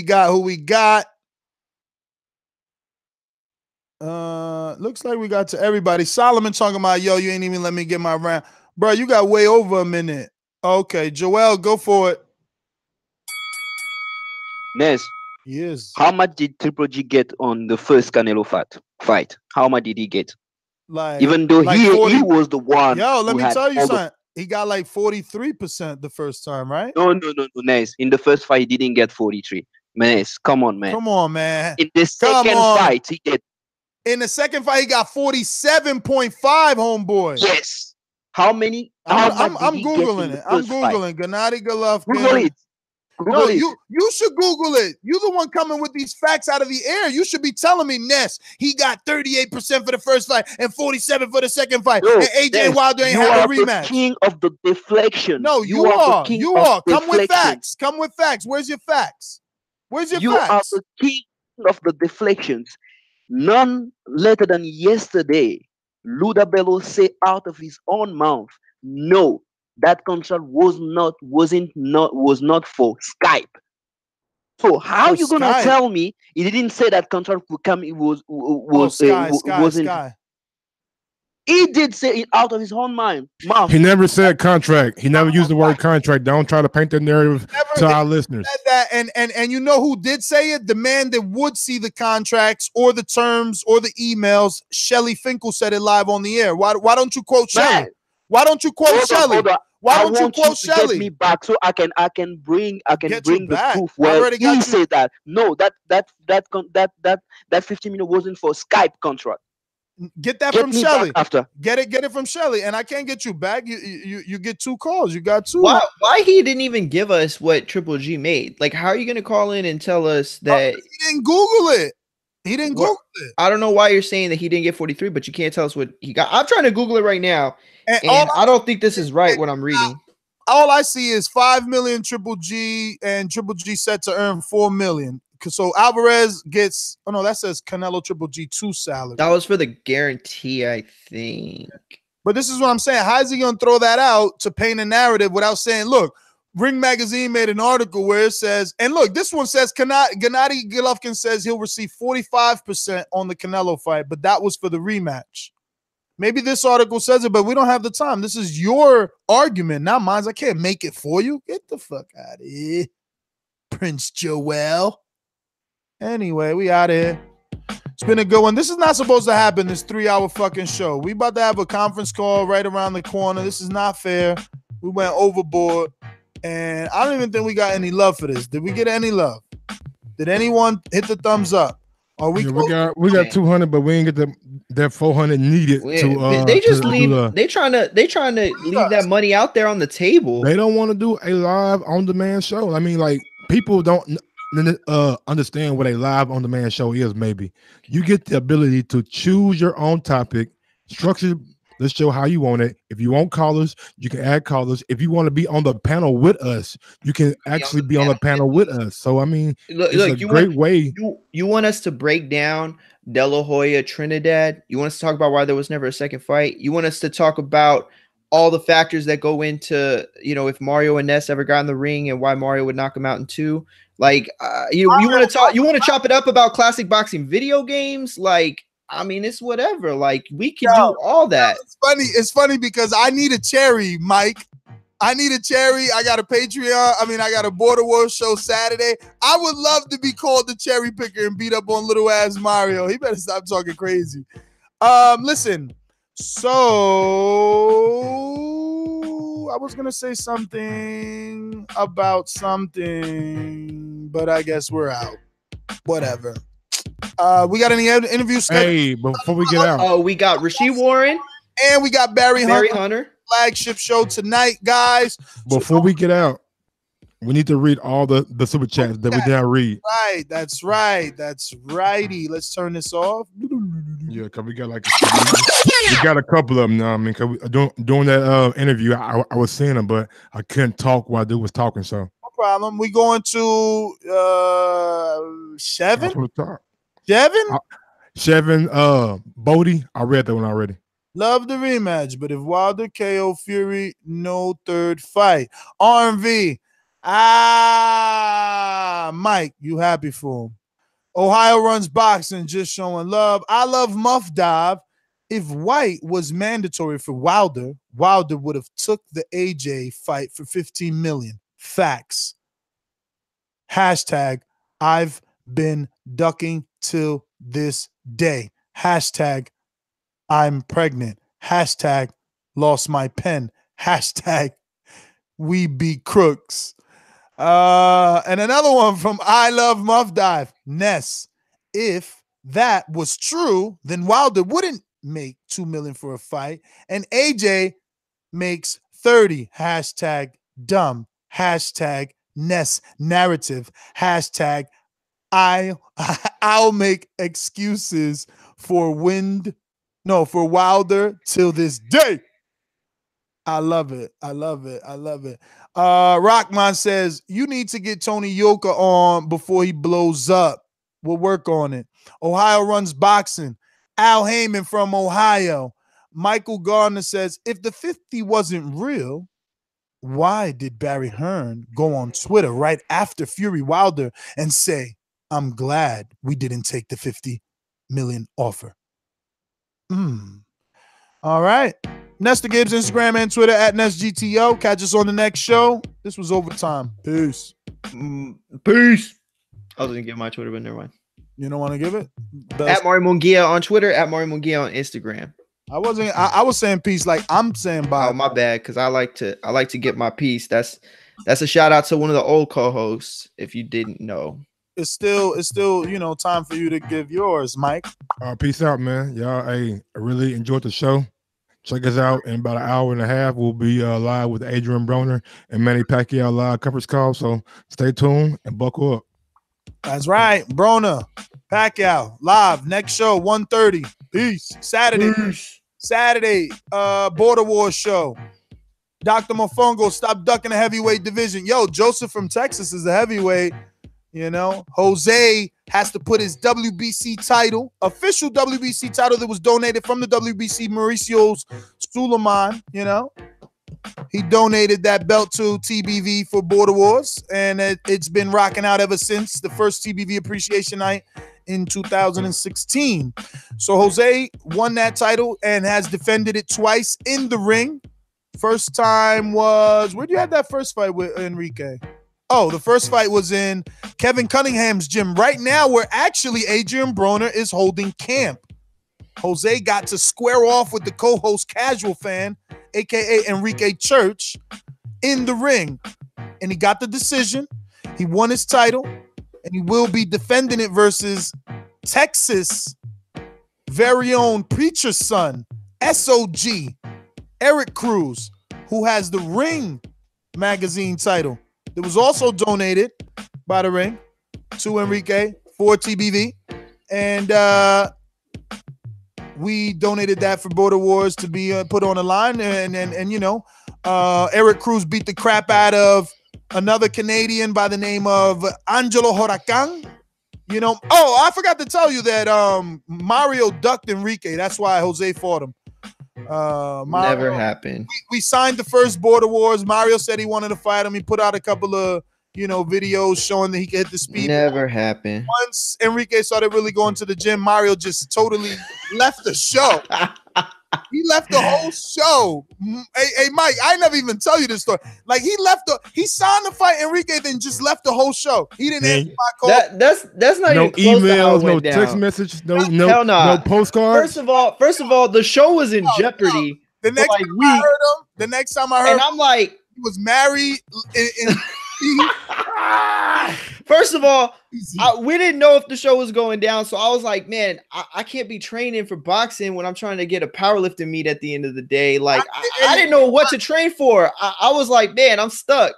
And then all of a sudden, Enrique, who'd been trained, I think it was a tactic. I think Ness, it was one of those things where they tell the fighter the fight's going to happen, but they tell the other fighter it probably won't happen. So that dude stopped training, and the other dude start training.